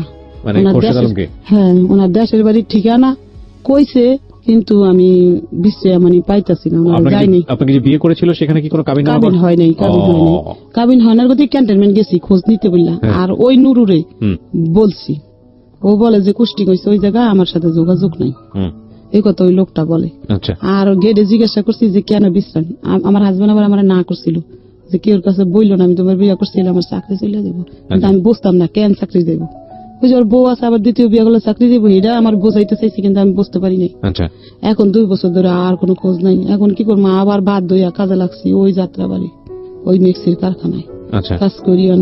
এখন 2 মেয়ে হয়ে গেছে, রাইট, মানে এই মেয়ের লাগে মেয়ে ওর রাখার আগে হুম, কি করবো, রাখতে হয় বাধ্যতা। রাখে রেখে কাজ করি করে কোনো মতো চলি 2 বছর ডেইলি ফোন দিতাম 4-5 বার, প্রত্যেকটা সিম বন্ধ করে লাইছে, বন্ধ করে একটা লোক দিয়ে ফোন দিছে এখন আমারে, হুম, ওর একটা ফ্রেন্ড দিয়া বলে যে ও আপনার হাজবেন্ড অসুস্থ, মাদ্রাস নিয়ে গেছে, অ্যাক্সিডেন্ট হয়েছে, আপনি অপেক্ষা করেন, ও মাদ্রাসটা আসলে আপনার কাছে ফিরে দেবো। মনে একটু সান্ত্বনা পাইছি যে হইতেও পারে এরকম কি হুম, দেখো তো বললে। হঠাৎ করে ওই লোকটারে ফোন দিলে লোকটা আর ধরে না, ওই একদিনে বলছে, আর খোঁজ নেই। 2011 সালে ফোনটা রিসিভ করছে, হুম, হুম, রিসিভ করছে পরে আমি কান্দা দিছি পরে আল্লাহর কোন কুদরত আসছে আমাদের বাসায়, বলে যে আমি অ্যাক্সিডেন্ট হয়েছি, মাদ্রাস ছিলাম, সব মিথ্যা কথা। আমি যেমন বলদ, আমার বলদরে বুঝাইছিলাম। হুম, হুম, তখন গেছে সেদিন, পরের দিন আসছে। এখন আমি বলছি দেখেন ভাই, আপনি আমার নিয়ে যদি সংসার করতে চান তাহলে আমার সাথে কাবিন করতে হবে, হুম, তাহলে আমি আপনার সাথে সংসার করবো, নাহলে করবো না। আপনি গেছেন গা আমার মতন আমি 2 মেয়ে খাওয়াইতে পারবো, সমস্যা নেই। পরে বলে যে করবো, আমি কাবিন করবে? কাবিন করবো। তখন উনি আর আমি সোনিয়া খা গেছি, তখন আমি আর উনি গেছি, গিয়ে আমরা ওইখানে রেজিস্ট্রি কাবিন করছি, আবার এমনি কাবিনও করছি, 2টাই করছি। এটা কি উনি নিয়ে গেছে আপনাকে সেই অফিসে নাকি আপনি নিয়ে গেছেন? আমি নিয়ে গেছি, আচ্ছা, আচ্ছা, তাহলে- 2জনে গেছি রিক্সা দিয়া, আচ্ছা, যা কাবিন করছি। হ্যাঁ, কইরা পরে আমরা কাবিন লগ তো দেয় না, হুম। 3 মাস পরে দিছে রেজিস্ট্রি কাবিনটা, আর ওই কাবিনটা দিচ্ছে আমার 1 সপ্তাহ না 15 দিন পরে। হুম। টাকা দিচ্ছে আমার হাজবেন্ড 5,000 না কত টাকা নিচ্ছে, কাবিনে কি লেখা, মানে কত টাকা দিন? 2 লাখ টাকা কাবিন 2 লাখ টাকা করছে। দিন। হুম। আচ্ছা, তখন কাবিন করে বাসায় এসি, তো বালের সংসার করতেছি পরে ওইখানে আবার উনি সিটিং বাজি করছে। ওই 2 বছর পরে আসছে যে চাকরি করে, কিন্তু যমুনার ব্রিজের গোড়ায় এখন পোস্তগুলো আসছে কয়েকদিনের লাগিয়া, হুম, চাইছিল কয়েকদিনের মধ্যে আমারে আবার ভোগ কইরা হুম। চলে যাইব। হুম, কথা বুঝছেন, মানে মনের ভিত্তি হারামজাদর। তখন ওরে আমি জিজ্ঞাসা করি তুমি এখন কোথায় আছো, কয় আমি উত্তরা র্যাবে আছি। শুনলেন কথা কি সিটিং বাস, উত্তরা র্যাবে আছে, ওই কাবিনের ভিতরে র্যাব পরিচয় দিছে। তখন একটু পরে ওনার কাবিন টাবিন করার শেষে তো ওনার পকেটে আমি আইডেন্টি কার্ড বার করে ফেলাইছি, কইরা দেখি উনি রংপুর 8 ইঞ্জিনিয়ারে কুস্টিং হয়েছে, হুম, অরিন অফিসার র্যাঙ্ক ওনার এখন 2009 অরিন অফিসার হয়েছে। হুম, তখন আমি বলি এটা কি করলা, কয় কি আরে আমি ছিলাম তো, ওই র্যাবে ছিলাম তো এই কয়দিন। শুনলেন কথা, যা কাবিনে র্যাব দিছে হুম। আমার তো সমস্যা নেই। দেখি 5 মিনিট পর আমার বাসায় চলে আসে, কিরে র্যাবের থেকে 5 মিনিট পর তুত্তুরা থেকে আমার বাসায় আসা যায় না, আজকে আমি পিস লাগুম ওর সাথে, কই যায় ও দেখুন। হুম, তখন উনি বাইরে গেছে ঘরের থেকে, আমি ওনার পিছে যাই, দেখি উনি পোস্তাগুলা ক্যান্টনমেন্ট ঢুকছে। হুম, তো 1 দিন 2 দিন 3 দিন ঢুকছে, তো 4 দিন দিয়ে আমি গিয়ে গেছি, যাই বলি যে এই লোকটারা চিনেন, আমার কাছে ছবি আছে, ছবি দেখেছি। তখন কয় কিন্তু অরিন অফিসার খুশি, কি হন আপনি? আমি কি আমার হাজবেন্ড? বলে যে আপনার হাজবেন্ড, আপনি বাচ্চা করে? আমি বলি যে আমার 1 মেয়ে দেখেছি, মানে ওনার তো 1 মেয়ে আমার এই যে দেখেছি। ছোট মেয়েটা? বলে যে ও খারো ডাইকে এনে দিতেছি, তখন ডাইকে এনে দিছে, ও আমার রাস্তায় এনে বাসায় নিয়ে আসছে। আসে উনি অন্ত জিদ দিয়ে ফাইটা দিতেছে, গিয়ে চলে গেছে, এ তো ডেয়ারিং হয়ে যাবো আস্তে আস্তে। আস্তে করে সইরা গেছে গা রংপুর গেছেন 3-4 দিন ধরে আমার সাথে আর যোগাযোগ নেই, ফোনও দেয় না কোনো। আমি এলাকা গেটে গেছি চালাই করে, যাই বলি যে আমার হাজবেন্ড এখানে তো চাকরি করতো, এখন উনি কোথায়, কেমনই তো কুস্টিং হয়েছে আপনার বলেনি। আমি বলি না আমার, হ্যাঁ ওইখানে কোথায় এরকম জায়গায়, ওরা আমার ঠিকানা লিখে দিছে। আমি ওরে ছোট নিয়ে চলে গেছি এর গাড়িতে, রাইতের গাড়িতে গিয়ে সকালে নামছি, নাইমা আমার হাজবেন্ড বার করে নিচ্ছি, নিয়ে ওইখানে আসাম স্যারের কাছে বিচার দিছি যে আমি আমার হাজবেন্ডের লগে থাকবো, সব বলছি, বলি যে হাজবেন্ডের লগে থাকবো। তো আচ্ছা থাকলে আপনার হাজবেন্ড ঘর নিলে আপনি থাকবেন। ওই এর আগে আরেকটা ঘটনা হয়েছে 2009 সালে বাস্ট হয়েছে, যে ওর 2টা বাচ্চা আছে, কেমনে পাইছি জানেন, একটা চিঠি পাইছি, ওর মেয়ে চিঠি লিখছে বাবার কাছে 2 মাস ধরে বাবা বাড়িতে যায় না, তার দাদির কাপড় নাই, তার স্কুলের জুতা নাই, এই চিঠিটা আমি পাইছি। পাইয়া চিঠিটা আমি একজনকে পড়াইছি, আমি পড়তে জানি না, তো পড়াইয়া দেখি কি বাচ্চাটির কষ্টের কথা লিখছে এটার ভিতরে, হইনি আমার খারাপ। তখন আমি এটা মানে গোটপিট করছি, ওই যাই না গেছি দিকে ওই পলাইয়া গেছে ওই 2 বছর আর আসে নাই, পলানের আগে এই ঘটনার বললা গেছি, পলানের আগে পলাই গেছে ওই যাই না। আপনি যখন বললেন আর্মিতে গিয়ে এই ঘটনাগুলো, তারপরে কি হলো? তারপর যাই না গেছি দেখে ও পলাইছে, ওই চিঠি আমার কাছে আজও আছে, আমি রাইকা দিয়েছি চিঠিগুলা। তখন পলাইছে, ওই যে পলানের পরে 2011 আইসে কাবিন করলাম, করার পরে ওইখানে ধরলেন, ওরে ফাইনালি তো গিয়ে ধরলেন, দর্শি আমরা স্বীকার করছে। হ্যাঁ না সেটা ঠিক আছে, তারপরে কি হলো? মানে ওখান থেকে কি বললো? আপনাদের একসাথে থাকার নিয়ম দিচ্ছে, তারপর যে আপনার হাজবেন্ড ঘর নিলে আমার তো বাসা নিবো, আপনি থাকেন, তার সাথে নিয়ম দিচ্ছে, থাকেন আপনি, সমস্যা নেই। তখন আমি চলে আসছি ঢাকা, যে মাল সামানা নিয়ে পরে যাওয়া লাগবো, ঘর নেওয়ার পরে ঢাকা চলে আসছি আমার বাবুরে নিয়ে। আসার পর ও গাড়িতে উঠে দিছে, চলে আসছি, আইসা থাকতেছি ওইখানে আসাম স্যারের বলছে কি আমি ঢাকা পোস্টিং নিতে চাই, তাহলে আমার 2টা ফ্যামিলির আমি দেখতে পারবো, ঢাকা পোস্টিং নিতে চাই। হ্যাঁ, তখন মিরপুর স্টাফ কলেজ 12 নম্বরে পোস্টিং নিচ্ছে উনি। আচ্ছা, নেওয়ার পরে আমাদেরকে এখান থেকে বাসা ছাইরা আমাদেরকে, এখন মানে আমার ছেলে অনেক বড় হয়েছে, 17 বছর হয়েছে ছেলে, এখন আমি মনে করছি যে আমার হাজবেন্ড ওইখানে রুম নিবো মনে একটা, ওখানে আমার 2 মেয়ে, আবার এই ছেলে কোথায় নিবো, কাজ করে এখানে, তো তুমি তো দাদির কাছে থাকো আর আমি ওদেরকে নিয়ে ওখানে যাই, তারপরে তোমার নিয়ে যাবো পরে। ছেলের দাদি ওই সব দাদির কাছে রেখে গেছে। আমার হাজবেন্ডের এই হলো বাসা আর এই হলো অফিস কাছাকাছি, কিন্তু আমার হাজবেন্ড বলে যে আমার অফিস অনেক দূরে, কিন্তু আমি যেখানে বাসা, হ্যাঁ তখনও উনি আমার সাথে গোটপিট করে। আমি বলি যে কত দূরে, বলে আমি সাইকেল দিয়ে যাই, আরো 20 মিনিট দূরে লাগে, মিথ্যা কথা বলে। আমার এতই মগা মানে ভাবতেছে, তখন ওই বাড়িতে 2টা আর্মি পার্সন থাকে। আমরা একটা বিরতি নিচ্ছি, ওই মানে 2টা আর্মি পার্সন আমার সাইডে থাকে। আমার হঠাৎ করে জ্বর আসছে, মানে জ্বর আইছে, পরে আমি বলি যে ভাবি জ্বর আইছে কি করবো, কয় কি কেন, আপনি তো সবকিছু সরকারি ভাবে পাবেন, বলে যে আমার সাথে জানতে চলেন, দেখে কে খুশির সাহেব বলে না কিছু। আমি বলি উনি তো বলে ওনার অফিস অনেক দূরে, বলে যে ওনার অফিস অনেক দূরে, এই কথা বললো কেন, বুঝি না তো কিছু, ভাবি আপনাদের বেশি কি গোটপিট আছে না, বলে যে আমার লাগে লোন। তখন আমি ঢুকছি ডাক্তার দেখাইতে, ঢোকার পরে এখন বলে যে বই করা ছাড়া তো ডাক্তার দেখাইতে দিব না। তখন আমার হাজবেন্ড আমি ফোন দিছি যে আমি ডাক্তার দেখাইতে আইছি, বলে যে ভালো করছেন ডাক্তার, ও ইউনিটের ভিতরে মানে অফিসের ভিতরে। তখন উনি একটা সৈনিক জসিম নাম ওরে পাঠাইছে যে তোমার ভাবি আসছে, যাও একটা বই করে দেওয়া। তখন যায় মানে বই করা লাগে, একটা বই কিন না, ওটার মধ্যে মানে সারেরা সিল মারবো, তারপরে ডাক্তার দেখানোর নিয়ম। তখন আমি ডাক্তার দেখায় বাসাইছি, রাত্রে জিজ্ঞাসা করছি আমি কি আপনি বললেন না আপনার অফিস অনেক দূরে, বললে যে আসে, আর বলে যে চিন্তা লাইছেন তো চিনছেন, ভালো করছেন। পরে এরকম করে সংসার করতেছি, বালি হঠাৎ কইরা উনি না একটা মেয়ে ওনারে ফোন দেয়, না ধরার গতিকে আমি শুনে ফেলাইছি, মেয়েটা ওনারে বলতেছে দাদু আপনি ফোন ধরেন না কি লেগা, উনি করছে কি কাইটা দিচ্ছে, আমি শুনছি রেখা এই আমার উঠছে জিদ উঠছে, ওনার মোবাইল কাইটা নিচ্ছি, নিয়ে ওনার নাম্বার টিপা বার করছি, ওনার ওয়াইফের নাম আসমা, বার করে আমি ওই নাম্বারে ফোন দিচ্ছি, আমি জানি ওর বোন নাম কি সব জানি না গেছি। ফোন দিয়া বলি যে এরকম আপনার হাজবেন্ড ঢাকা একটা বিয়ে করছে আপনি জানেন, বলে যে না তো। তখন তো দেশে শূন্য লাইছে সবাই, শোনার পরে ওই বউ মানে দেশে কান্দাগাড়ি করতেছে, ঢাকা আইব। তখন ওই বউ ঢাকা আইসে, আইসা বাসা নিতে চাইছে 12 নম্বর, আমার হাজবেন্ড বাসা নিয়ে দেয়নি, বলছে যে তুই যদি এখন এখানে বাসা নেস তাহলে আমার চাকরিটা চলে দিব গা। এই কথা বললে ওই বউ আসতে ঢাকা আইসা ওরা তেল মাইকা দেশে পাঠাই দিচ্ছে। 3 মাস পরে আমার বাবু পেটাইছে, তখন বলে যে বাচ্চা নিছো হ্যান ত্যান মানে এরকম নিব না বাচ্চা। তখন ও প্যাড হইছে, তখন আমি প্যাড হইতে 12 নম্বর তখন আমার বাসা সুইচ করে ফেলাইবো, মানে এখান থেকে সুইচ করে অনেক দূরে ফাটাইবো, তো দূরে ফাটাইছে, মানে ও 12 নম্বর দিকে পাঠাই দিছে। ওইখানে আবার এই বাচ্চা ভর্তি হয়েছে, তো ওদের লাগে দাঁড়ে। এখন ও করে কি ইউনিটে ঘুমাই থাকে, আমাদের ওইখানে যায় না, ওই বাসার কলেজের ভিতরে ঘুমাই থাকে, যায় না। জানা দিকে দিতে আমার ওই ছেলে ফোন দিছে, একটা মেয়ে বিয়ে করছে, একটা মেয়েরে ফোন দিছে, আমার হাজবেন্ড বলছে আসো আমি নিয়ে আসি তোমাদের। আইনা করছে কি আমার বাসায় বউ সকার দিয়া উনি আর আমার বাসায়ও জানা আমাদের খোঁজ খবর লয় না। এই দেন সামনাসামনি টাকে আপনি টাকা পয়সা দেয় মাস শেষ, আর এমনি রাত্রে আসেও না বাসায় কিছু না। তখন আমি ওই ছেলে বলে এখন নিব না, আমি ওদেরকে আনবো কেন? ওরা আইসা মারামারি করে দুজনে ঘরের ভিতরে। ছোট ছোট মানুষ তো বিয়ে করছে 17 বছরে, বুঝেন না, মারামারি করে বউর সাথে। কোথার মেয়ে? কুমিল্লার মেয়ে, কুমিল্লা ক্যান্টনমেন্টের দরের। মারামারি করে দেখে আমি একটা ঘরে ড্রেসিং টেবিল ছিল আমার আগে, ওটা বিক্রি করে ওদেরকে 2000 টাকা দিয়া কইছি তোমরা যাও গা, শ্বশুর বাড়িতে থাকো আন তুমি, পরে আমি ঢাকা যাই কি করি তোমার একটা লাইন করে আমি দিতে পারছি। তখন উনি ওই আমার ওই ছেলে ধরেন হয়েছে সিয়ামেসে হওয়ার আগে 3 দিন আগে ও চলে গেছে পোস্টিং এ। আমার হাজবেন্ড আর আসে টাসে নেই। 3 দিন পরে আমার হাজবেন্ড আসছে, এর মধ্যে আমার বোন আছে, মেজে বোন বাইর বউ আসছে দেশের থেকে, ওরা আমার যত্ন টত্ন করতেছে। দেশে বলছি দেখা উনি জিদ্দের ঠেলা, আগে তো ভালো ভালো বাজার বুজার করছে, দেশে বলছি বলে জিদ্দের ঠেলা উনি আমার ঘরে কোনো বাজার করে না। এখন ওনার কোষ্টিং শেষে উনি যশোর চলে গেছে, যাওয়ার পরে আমাদের কোনো টাকা পয়সা দেন, আমাদের ওইখানে ফালাইয়া রেখে গেছে। এখন কি করবো, গেছি যশোর, যাই ওইখানে ইউনিটে বলছি টলছি, পরে আমার টাকা দিচ্ছে দিন 10,000 দিচ্ছে, পরে আমি আবার চলে আসছি। ওইটা দিয়ে বাড়ি এলাকা দিচ্ছি কয় টাকা জানি, ঘর ভাড়া 4-5 হাজার টাকা, আড্ডা দিয়া চলতেছি। কোনো মধ্যে চলতে চলতে 2 মাস টাকা পাঠাইছে বিকাশে, পাঠানোর পরে না আবার 2 মাস টাকা পাঠায় না, 2 মাসের ভাড়া বাইজা যাচ্ছে।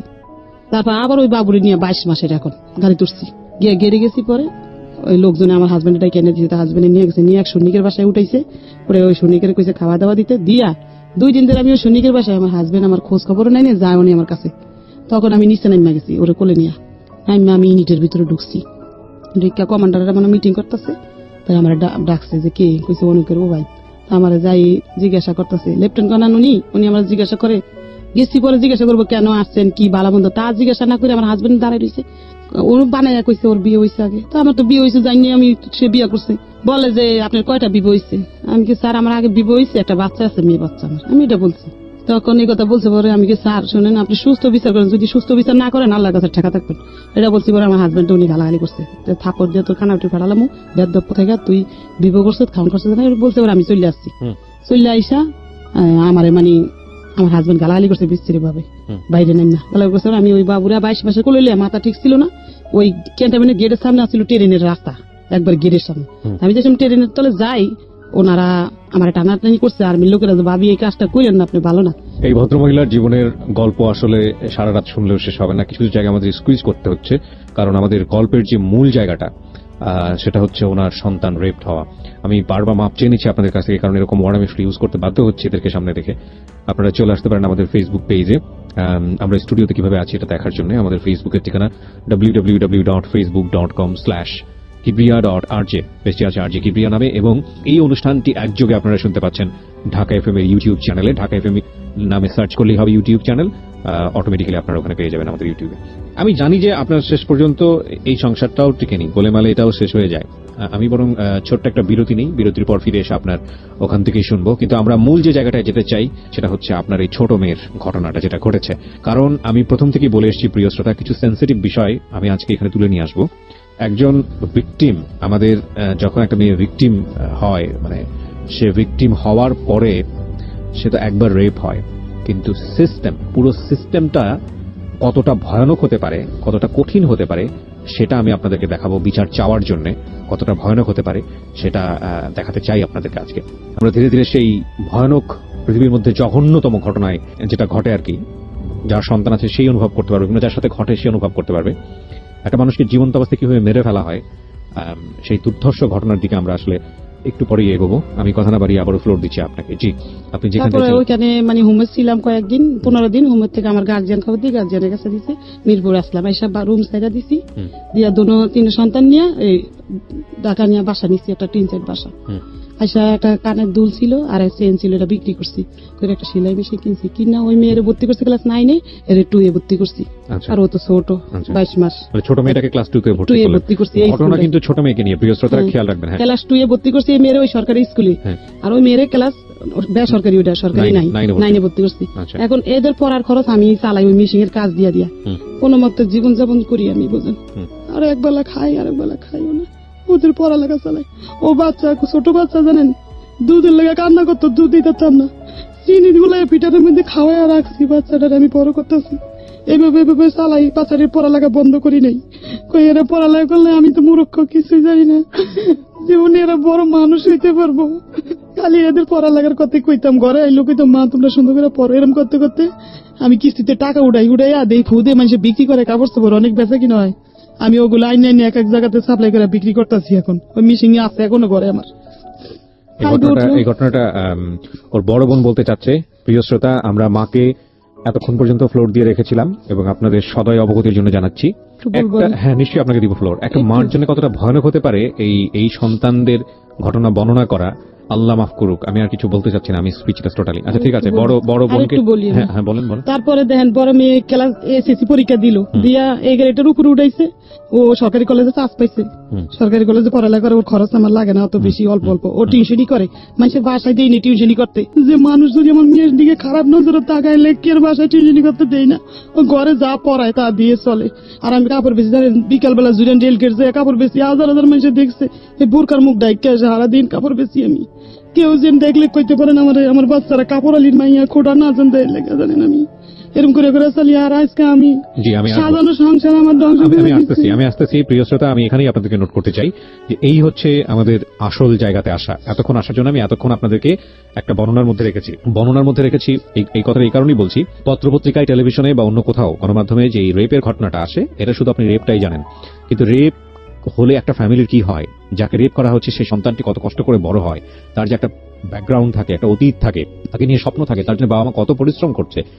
এই রেপটা শুধু শারীরিকভাবে তাকে ক্ষতি করা না, পুরো ফ্যামিলিটাকেই যে রেপ করা হয় এবং এই রেপ পুরো জীবনটাকে যে রেপ করা হয়, শেষ করে দেওয়া হয়, সেই ঘটনার ফিলিংসের জায়গাটাতে আজকে আপনাদেরকে আমি নিয়ে যেতে চাই, যে কারণে এতক্ষণ ধরে ব্যাকগ্রাউন্ডে ছিলাম। আশা করছি শেষ পর্যন্ত শুনবেন। বড় বোনকে আমি ফ্লোর দিচ্ছি। আমি ওদের কারোর নাম আজকে রিভিল করিনি, ফেসবুকে আসলে আপনারা দেখতে পাবেন লাইভ, যেভাবে দেখানো সম্ভব আমি সেভাবেই দেখাচ্ছি আপনাদেরকে।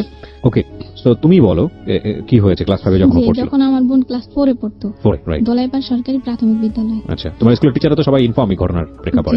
ওকে ঠিক আছে, বলো। তখন ওই 4 এর ক্লাসে ফেব্রুয়ারি মাসের 20 তারিখে ওর ক্লাসমেট একটা নতুন মেয়ে ভর্তি হয়।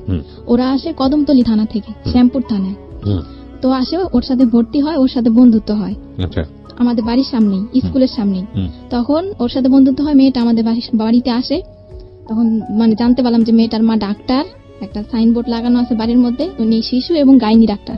উনি ঘরের মধ্যে রোগী দেখে, ওনার বাড়ি নোয়াখালী লক্ষ্মীপুরে। তখন উনি মানে ওনার সাথে, ওনার মেয়ে দেখলাম ভালো, উনিও দেখলাম ভালো, তো মিশতে দিলাম আমরা ওই মেয়েটার সাথে। তারপরে উনি আমাকে একদিন একটা প্রস্তাব দিল, ওই তাসনিম, মেয়েটার নাম তাসনিম আর ওর মার নাম হলো খন্দকার জান্নাতুল ফেরদৌস। ওই খন্দকার জান্নাতুল ফেরদৌস আমাকে একটা প্রস্তাব দিল ওনার মেয়েকে পড়ানোর জন্য। ক্লাস 4 এ যখন শেষ পর্যায়ে, শেষ দিকে, তখন আমি রাজি হলাম যে আমার বাড়ির সামনেই তো পড়াই আমি। তো ওনার মেয়েকে আমি 3 মাস পড়িয়েছি। পড়ানোর পরে আমি দেখতে পেলাম যে ওনাদের ঘরে অনেক লোকজন আসে, আর ওনাদের ঘরে মেয়ে থাকে, বলে যে আমার বোনের মেয়ে। লোকজন আসে আর উনি আমাদেরকে মানে অনেক ধরনের কথা বলতো, যেগুলো আমার মানে একটু খারাপ লাগতো। যেমন বলতো যে আমার একটা গেস্ট আসছে, তো এজন্য আমি একটু পরিপাটি হচ্ছি, আমার অনেক ভদ্র গেস্ট। আবার অনেক মাঝে মধ্যে অনেক ফোনে নোংরা নোংরা কথা বলতো।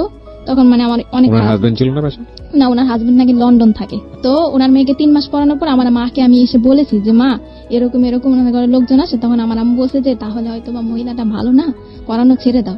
আমি পড়ানো ছেড়ে দিয়েছি, আর আমার ছোট বোনকে ওনাদের বাসায় যেতে নিষেধ করেছি, যে ওনাদের বাসায় যাবার। ও 3 মাস ধরে ওনাদের ঘরে একটা লোক থাকে, বলে যে ওনার ভাই। এজন্য আমার মা বলছে যে ওনার ভাই আছে অবিবাহিত, তুমি ওনাদের বাসায় যাবা না ওর সাথে। আমার ছোট বোনকে নিষেধ করা হয়েছে ওদের বাসায় যেতে না। এখন 5 এ উঠছে, আমার বোন উঠছে, আর ওই তাসনিম, যে মেয়েটা তাসনিম, ও এখন 5 এ উঠার পরে ওই মহিলা কিন্তু আমার ছোট বোনের অনেক খোঁজ খবর নিত ক্লাস 4 এর থেকেই। আর ওনার নাম্বারটা আমার কাছে ছিল, ওই যে আমি যে ওনার মেয়েকে পড়িয়েছি তখন ওনার নাম্বারটা আমাদের মোবাইলে সেভ করা ছিল। ওই তো আমাদের নাম্বারে ফোন দিয়ে আমার মাকে জিজ্ঞেস করতো, আমাকে রাস্তায় দেখা হইলে জিজ্ঞেস করতো। ছোট বোনের শুধু খবর নিত উনি, যে ওর কি খবর, ওর কি খবর, মোবাইল করে করে। তো ওর সাথে কি হয়েছে আমরা জানি না। নভেম্বরের 8 তারিখ বৃহস্পতিবার ছিল, ওই দিন কোচিং ছুটি হয়েছে 3টায়। স্কুলেই কোচিং করে, এজন্য আমরা টাকাও দেই, সরকারি স্কুল, কোচিং বাধ্যতামূলক। তো আমরা টাকা দেই, কোচিং করে। ওই দিন 3টা বাজে কোচিং ছুটি হয়েছে, এমনি অন্যান্য দিন 4টায় ছুটি হয়। তো একটু দেরি হয়েছে। ও আমাদের বাড়ির সামনে আবার থাকে আরেকটা মেয়ে, মারিয়া ওর নাম। তখন মারিয়াকে ডাক দিছি আমি, যে মারিয়া আমার ছোট বোন তো তোমার সাথে আসে প্রতিদিন, আজকে আসে নাই কেন? বলে যে ও তো আগেই চলে গেছে, কে যেন বলছে যে ও আগেই চলে গেছে। তখন আমি আমার আম্মুরে পাঠাইছি যে আম্মু যাও তুমি স্কুলে যাও। আর স্কুলে গেছে, স্কুল পুরা খুঁজছি আমরা, মানে প্রাথমিকভাবে যাদেরকে কাছে পাওয়া হয়েছে সবাইকে জিজ্ঞাসাবাদ করছে আমার আম্মু। স্কুলের প্রধান শিক্ষক সালাউদ্দিন ওনাকেও বলছে আমার আম্মু, কিন্তু উনি কোনো গুরুত্ব দেয় না বিষয়টা। মানে একটা স্টুডেন্ট যে হারানো গেছে উনি কোনো গুরুত্বই দিল না যে একটা মেয়ে মানে ওর সাথে খারাপ কিছু হইতে পারে। আমার কিছু দায়িত্ব আছে, আমি যে প্রধান শিক্ষক, আমি কিছু দায়িত্ব পালন করি। উনি ওনার মতো বাচ্চা পড়াচ্ছে ঘরে। তখন স্কুলে ওই স্কুলের আরেকটা ম্যাডাম, ইংরেজি ম্যাডাম জাকিয়া ম্যাডাম, ওনার কাছে আমার বোন ক্লাস 4 থাকতে পড়েছিল। ওই ম্যাডামটা একটা ছেলে পারে, ওই ছেলের নাম হলো আসিফ। ওই ছেলেটা ওদের ক্লাসমেট। ওই ছেলেটা আমাদের বাসায় আসে, আসার পরে বলে যে আন্টি চলেন এই ওই পারে যাব সুমাইয়াদের বাড়িতে। সুমাইয়া জানে মানে আপনার মেয়ে, ছোট মেয়ে কোথায় আছে। তখন আমার আম্মু বলে সুমাইয়া হলো ওর ক্লাসমেট। তখন মানে আমার আম্মু গেল ওই পারে, গিয়ে জিজ্ঞাসাবাদ করলো যে তুমি কি জানো। কতক্ষণ ধরে ওকে পাওয়া যাচ্ছে না? 3টা থেকে 3টা বাজে ছুটি হয়েছে, ছুটির পরে থেকে 1 ঘন্টার মধ্যে পাওয়া যাচ্ছে না। ওই 1 ঘন্টার মধ্যে খোঁজাখুঁজি শুরু করেছে। আমরা খোঁজাখুঁজি শুরু। তারপরে আমার আম্মু জিজ্ঞাসাবাদ করা হয়েছে, এই সুমাইয়ার পায়ে পর্যন্ত ধরছে। আমার আম্মু বলছে যে মা তুমি যদি কিছু জানো আমাকে বলো মা, আমার মেয়েটা তো 1 মিনিটও দেরি করে না কোনোদিনও, আর কোথাও যাওয়ার মেয়েও না, আমার মেয়ে তো ছোট, আমার কোনো আত্মীয় স্বজনের বাসা আমি ছাড়া তো যায় না। পরবর্তীতে ওই মেয়ে পুরোপুরি অস্বীকার করছে, বলে যে আন্টি আমি কিছুই জানি না। তখন ও বলছে আমার আম্মু আমাকে ফোন দিছে। তখন আমি বলছি যে তুমি পুলিশের ভয় দেখাও। ওর ক্লাসের কেউ না কেউ তো জানে ওর সম্বন্ধে কিছু, যে ও কোথায় যেতে পারে। তখন আর ওই মেয়েটাকে আমার সন্দেহ হয়েছে কেন, ওই দিন যেদিন ও হারাইছে ওই দিন সকালবেলা আমি যে স্কুলে গিয়ে আমার বোনকে দেখে আসছি, দেখছি যে ওই দিন ও সুমাইয়ের সাথে বসছিল, সুমাইয়ের সাথে বসেছিল আমার বোন। আর আমার বোনের ফ্রেন্ড হলো তাসনিম। তাসনিম হলো ওর অনেক ঘনিষ্ঠ ফ্রেন্ড, সবসময় শুধু তাসনিমের সাথেই থাকতো। তারপরে আমার আম্মু বলছিল যে পুলিশ যখন আসবে, যখন ডান্ডার বাড়ি দিবে, তখন সত্যি কথা ঠিকই বলবা। মানে একটু ভয় দেখালো আমার আম্মু। ওকে কিন্তু আমরা সন্দেহ করি নাই, মানে এমনি প্রাথমিকভাবে জিজ্ঞাসাবাদ করলাম যে কিছু জানে কিনা। তখন ওই সুমাইয়ের আম্মু বললো যে পুলিশ আমাদের হারে থাকে, মানে ও মহিলা খারাপ ব্যবহার করলো। আর এর আগে তাসনিমকে কিন্তু প্রথম জিজ্ঞাসাবাদ করা হয়েছিল, আমি ভুলে গেছি তাসনিমকে, কারণ ও কিন্তু তাসনিমের সাথেই চলে। তাসনিমকে আমার মা হারানোর পরে ফোন দিছে তাসনিমের আম্মুকে। তাসনিমদের বাসায় যাওয়া হয়েছে, তাসনিমের বাসায় তাসনিমও নাই, তাসনিমের মাও নাই। আমার আম্মু ফোন দিছে, আপা আপনি কোথায়? বলে যে আমি তো আমার মেয়ের নিয়ে সাবান ফ্যাক্টরি গলিতে রুম দেখতেছি। তারপরে উনি আসছে, কিছুক্ষণ পর আইসা আমাদের বাড়িতে আসছে উনি ওনার মেয়ের নিয়ে। আমি আমাদের ঘরে যখন ঢুকছে ওনার মেয়ে আর উনি কিন্তু আমার মাকে কোনো সান্ত্বনা দেয় নাই, কোনো কথাও বলে নাই যে ভাবি চলেন আমরা থানায় যাই জিজি করি, কি চলেন আমরা কোনো বান্ধবীদের বাসায় খুঁজি। উনি কিন্তু কিছুই বলে নাই আমার আম্মুকে। আমার আম্মু তো নিচে পড়ে কান্না করতেছে, আর আমিও কান্না করতেছি। আর তাসনিমরে আমি এখন জিজ্ঞাসাবাদ করতেছি যে আপু তুমি কি কিছু জানো, আপু বলো আমারে। বলে যে না আপু আমি কিচ্ছু জানি না, ওদের ওই প্রেম গলিতে গেছে, আমি আমাদের গলিতে গেছি।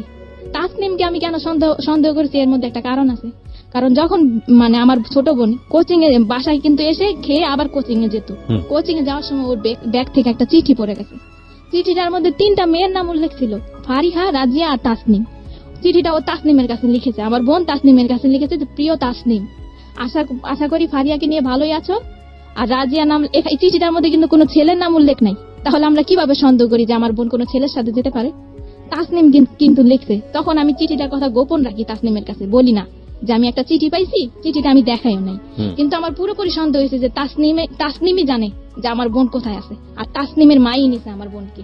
তখন আমি আমার মাকে আমি বলছি যে তুমি এখনই থানায় যাও, গিয়ে জিটি করো। কিন্তু আমার আম্মু থানায় যায়নি। তখন আমার আম্মু তখন কি করছে, আমার মানে আত্মীয় স্বজন সবাইকে ফোন দিছে, সবাই অলরেডি চলে আসছে। আসার পরে আমার বড় বোন মানে বড় খালার ছেলে একটা মাইক ভাড়া নিছে দোলাইপার ওই পারে 1 নম্বর গলি থেকে মাইক ভাড়া নিছে। ওই 1 নম্বর গলিতে কিন্তু আমার বোনটা ছিল, যেই জায়গা থেকে আমরা মাইক নিছি ওইখানেই আমার বোনটা ছিল। ওইখান থেকে কুতুবখালী 1 নম্বর গলি, 2 নম্বর গলি, ডিপটির গলি, কুতুবখালী, দোলাইপার, মিরাজির বাগ পুরা কিন্তু আমরা মাইক দিয়ে অ্যালাউন্স করছি। স্কুলের হেড স্যার কিন্তু কোনো পদক্ষেপ নেয়নি, আর আমার আম্মুকে একটা ফোনও দেয় নাই, হেল্পও করে নাই। উনি কিন্তু বাচ্চাই পড়াইতেছে। স্কুল থেকে হারিয়ে গেছে, কোচিং এর থেকে স্কুলে কোচিং বাধ্যতামূলক, বাধ্যতামূলক, এবং কি আমরা টাকা দিই। কোচিং করতে চাইতাম না, বাইরেই তো ব্যাট দিয়া আমার বাচ্চা না সবার বাচ্চা। কোচিং না করলে বাচ্চাদেরকে কম নাম্বার দেওয়া হয় এবং ফেল করিয়ে দেওয়া হয় এবং বাচ্চাদের উপর টর্চার করা হয়। কি দুর্ধর্ষ, কি অমানবিক। এবং আমরা কবে আসলে এই জায়গা থেকে বেরোতে পারবো? না আমি আপনার বড় মেয়ের কাছ থেকে শুনতে চাই, আপনাকে আমি ফ্লোর দিব পরে আবার। হ্যাঁ বলো। তারপরে আমার আম্মু গেল হেড স্যারের বাড়িতে। আবার হেড স্যারের বাড়িতে যাওয়ার পরে আমার আম্মু হেড স্যারের সাথে কথা বলতে চাইলো। হেড স্যারের দেখে যে বাচ্চা পড়াচ্ছে। তখন ওই মরিয়ম নামে একটা মেয়ে, ওই মেয়েটাকে আমার মা নিতে চাইলো যে মরিয়ম তুমি আমার সাথে আসো, তুমি তো চিনো তোমাদের ক্লাসের কারো না কারো বাড়ি, আমি যাবো তোমাকে নিয়ে। স্যার কিন্তু ওই মেয়েটাকে দিতে রাজি হয় নাই, যে না ও যেতে পারবে না, ও পড়ছে। তখন তাসনিমের মা উনি হেড স্যারের সাথে দরজা লাগায় কি যেন বলতেছে। আমার আম্মু কিন্তু দরজা ফাঁক দিয়ে দেখছে, কিন্তু তখনও কিন্তু আমরা জানি না যে স্কুলের প্রধান শিক্ষকও জড়িত, উনিও জানে। এমনকি ওই মহিলার কাছেই তো আমার বোনটা, কিন্তু আমরা তো আর জানি না যে ওনার কাছেই আছে। তখন আমার আম্মু এসে বললো যে এরকম এরকম হেড স্যার আর তাসনিমের মা কথা বললো, আমাকে কোনো গুরুত্ব দিল না, আর আমি একটা বাচ্চা নিতে চাইলাম, আমাকে তাও দেওয়া হলো না। হেড স্যার বলে যে দেখেন কোনো বান্ধবীর বাড়িতে গেছে কিনা, এটা বলছে হেড স্যার, আর কোনো গুরুত্ব দেয় না যে চলেন আমি যাই আপনাকে নিয়ে থানায়, কি আমি প্রত্যেকটা গার্জিয়ানের নাম্বারে ফোন দেই, কি আপনাকে একটা বাচ্চা দেই, আপনি যান খোঁজ করেন, কি প্রত্যেকটা গার্জিয়ান আমি ডাকাই, বাচ্চাগুলোকে আমি ডাকাই, কোনো পদক্ষেপ নেয় নাই উনি। তখন আমার আম্মু মাইক দিয়ে অ্যালাউন্স করার পর থানায় গেল, সাধারণ জিডি করলো একটা। রাত্রে তখন 10টা বাজে সাধারণ জিডি কোন করার পর থানায় হয়েছে এটা? শ্যামপুর থানা একটা সাধারণ জিডি করা হলো, কারো সন্দেহ করে না, মানে একটা সাধারণ হারানো একটা সাধারণ জিডি। যে আমাদের যে জিডির যে মামলার আজম এসআই আজম, ওনাকে আমার আম্মু নিয়ে আসলো গাড়ি নিয়ে, আমার মেজো খালা আমার মা গাড়িতে নিয়ে আসলো। আমার আম্মু সন্দেহ করলো, আমি বললাম যে আমি ওই মহিলাকে সন্দেহ করছি, যে ওই মহিলার মেয়ের সাথেই চলে, ওই মহিলাই জানে, ওই মহিলার মেয়েই জানে, যদি ওনারাও না নেয় তাহলে ওনারা জানে যে ও কোথায় আছে কোথায় গেছে। তখন ওই মহিলাকে সন্দেহ করে আমি আমার মাকে পাঠালাম, রাত্রে 2টা বাজে গাড়ি নামায় নিয়ে আসছে, মহিলার বাসায় গেছে পুলিশ নিয়ে। তারপরে ওনার মেয়েকে মানে আমরা পুলিশ নিয়ে চাপ দিলাম, আর ওই খন্দকার জান্নাতুল ফেরদাউসকে চাপ দিলাম আমরা। তখন ওই মহিলা কিন্তু স্বীকার করেনি, আর মহিলার মেয়েও স্বীকার করেনি।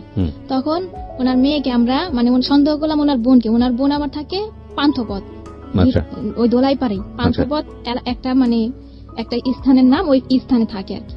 তো ওইখানে ওনার মেয়েকে মানে আমরা চাইলাম যে তোমার খালার বাসায় হয়তো বা থাকতে পারে।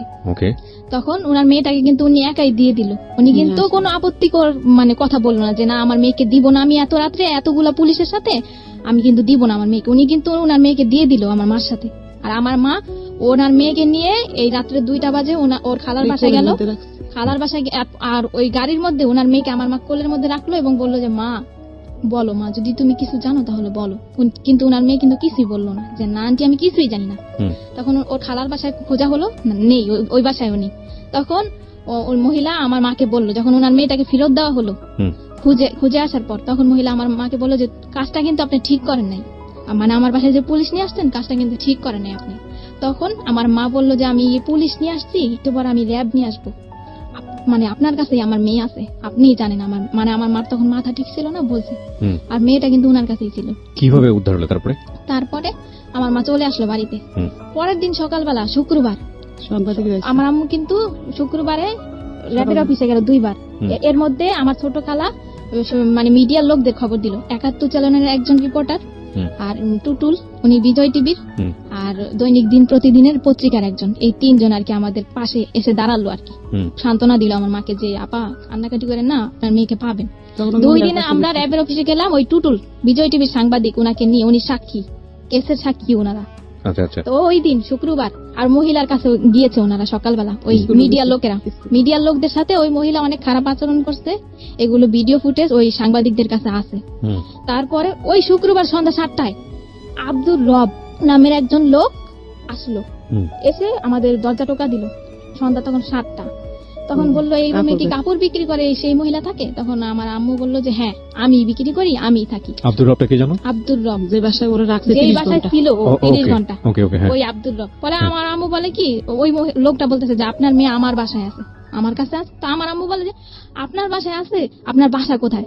বলে যে আমি তো মেম্বরের বাড়িতে থাকি। তো আমার আম্মু বলে মেম্বরের বাড়িতে এই যে আপনি কাছে থেকে আমার মেয়েটা দিলেন না, আপনি কি? বলে যে না আমি তো 7 তলায় থাকি।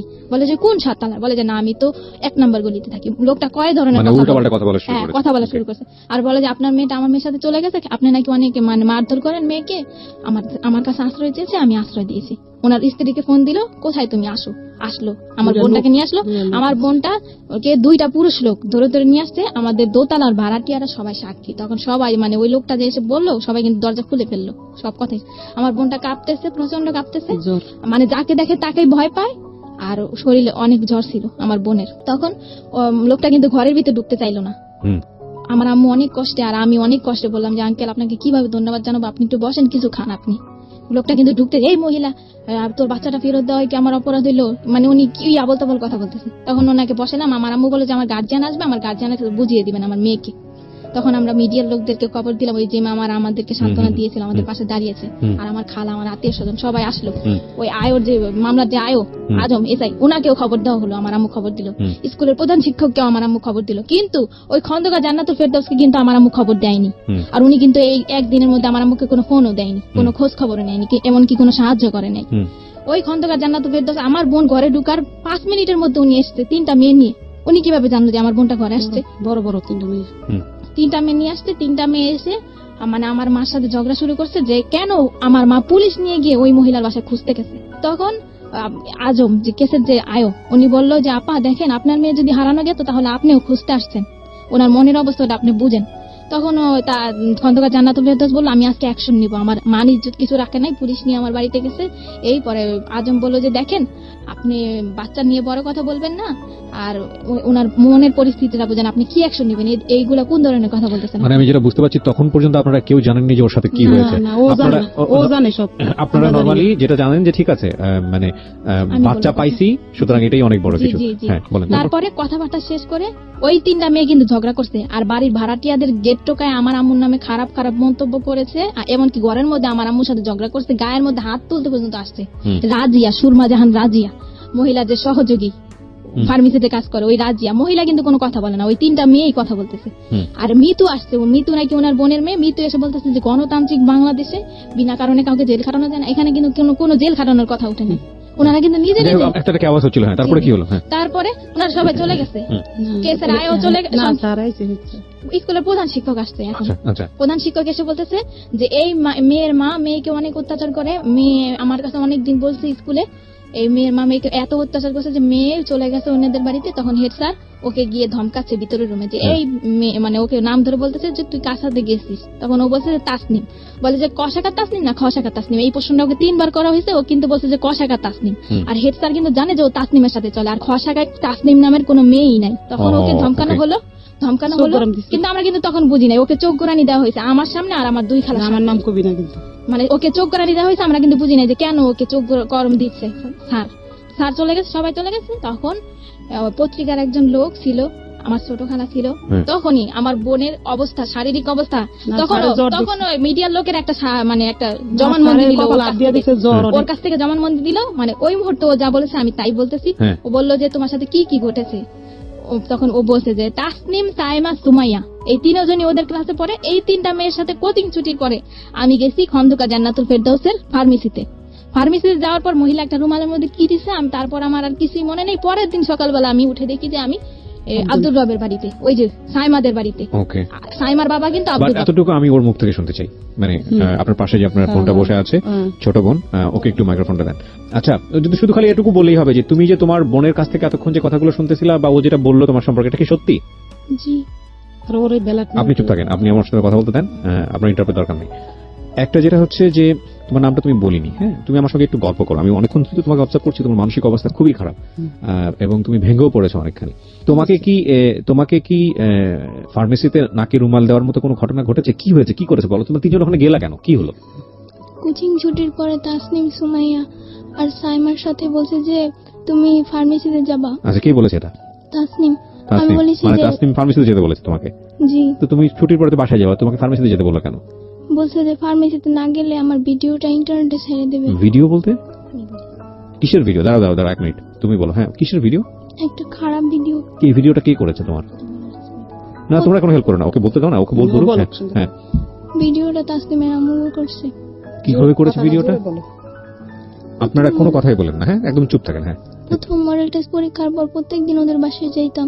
তো ওদের খাবার খাইলে প্রচুর মাথা ঘুরাইতো, পেট ব্যথা করতো।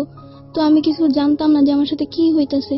তারপর ওর কাছে অনেকদিন বলছি যে তোমার খাবার খাইলে আমাদের মাথা ঘুরায়, পেট ব্যথা করে, বলে যে তুমি হয়তো ক্লান্ত এই কারণে। আচ্ছা, ওই ভিডিওটা কি আমাকে একটু বলো তো? ভিডিওটা তুমি তো জানতে যে ভিডিও, কোন একটা ভিডিও হয়েছে তোমার, রাইট? সেটা কিসের ভিডিও ছিল? একটা খারাপ জিনিস। তোমাকে দেখাইছে ভিডিওটা? জি। কিসের ভিডিও ছিল, কখন করেছে ভিডিওটা? সেটা আমি জানি না।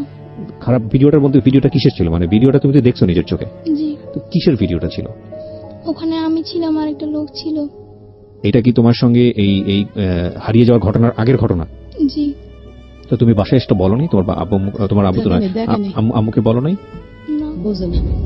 ওকে, প্রিয় শ্রোতা, আমরা এখানে একটা ছোট্ট বিরতি নেব। বিরতির পর আমরা ফিরে আসছি ভয়ানকতম জীবন গল্পের একটা এপিসোডে।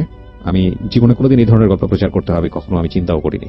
Unthinkable but situational demand. আমাদের আজকে যেভাবে সমাজে বিশেষ করে রেপটা ভয়াবহ আকার ধারণ করেছে, সেখানে আসলে আর উপায়হীন মানে হয়েই আসলে এই ঘটনা আজকে আপনাদের সামনে উপস্থাপন করতে যাচ্ছি। আমরা ফেসবুক লাইভে আছি, আপনারা আসলে দেখতে পারবেন। আমাদের ফেসবুকের ঠিকানা www.facebook.com/ kibriya.rj KEBRIA.RJ পেজটি আছে RJ Kibriya নামে, লাইক এন্ড কমেন্টস এবং শেয়ার করুন প্লিজ। আমি ছোট একটা বিরতির পর সেখানে আপনারা প্রিমিয়ার শুনতে পাচ্ছেন একযোগে, মানে রেডিওতে যেভাবে প্রচার করা হচ্ছে ঢাকা ফিল্মও আপনারা আমাদেরকে শুনতে পাচ্ছেন। হ্যাঁ হ্যাঁ হ্যাঁ আচ্ছা ঠিক আছে। হ্যাঁ হ্যাঁ আমি মানে ওর কাছ থেকে প্রাথমিকভাবে জানা গেল যে ওই টিফিন টাইমটা ওকে আমরা সময় দিতে পারতাম না। আমার আম্মু কাপড় বিক্রি করতো, আমি ঘরে থাকতাম আমার ছোট ভাইকে নিয়ে। ওই স্কুলের সামনে কিন্তু তাসনিমদের বাসা, ও যেত, তাসনিম ওকে টেনে টেনে নিয়ে যেত যে চলো যাই। ওদের বাড়ির খাবার খেলে, খাবার কি দিত, চানাচুর আর বিস্কুট।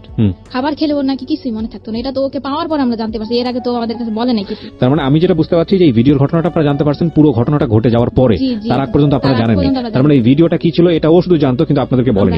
কিন্তু ও জানতো না, আরানের 15 দিন আগে জানছে, দেখাইছে। হ্যাঁ আরানের 15 দিন আগে জানছে। আমার প্রসঙ্গটা সেটাই যে হারানোর 15 দিন আগে জানলে কি জানা হতো তো আপনাদের সঙ্গে বলার কথা, আপনাদের সঙ্গে কেন বলেনি? চুপ করো, আমি বলতেছি কেন বলেনি।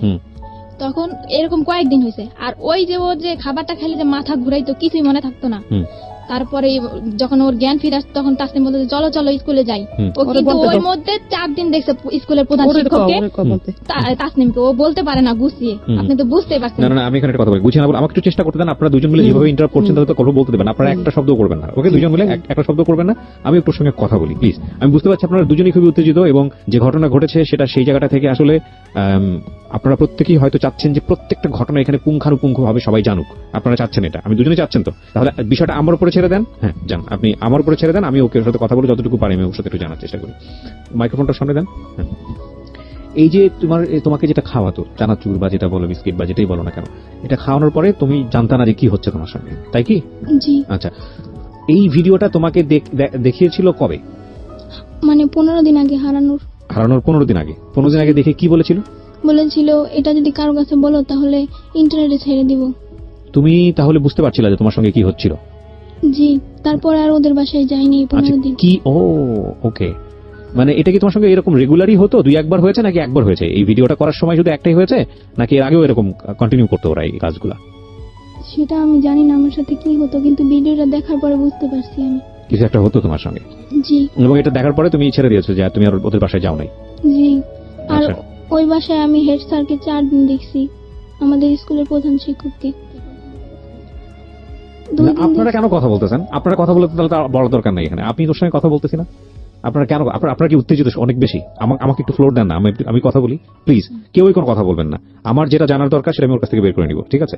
ওকে হ্যাঁ বলো, তুমি বলো, তুমি তোমার মতো করে বলো না, যা হয়েছে হয়েছে বলো। হ্যাঁ কি হয়েছে বলো।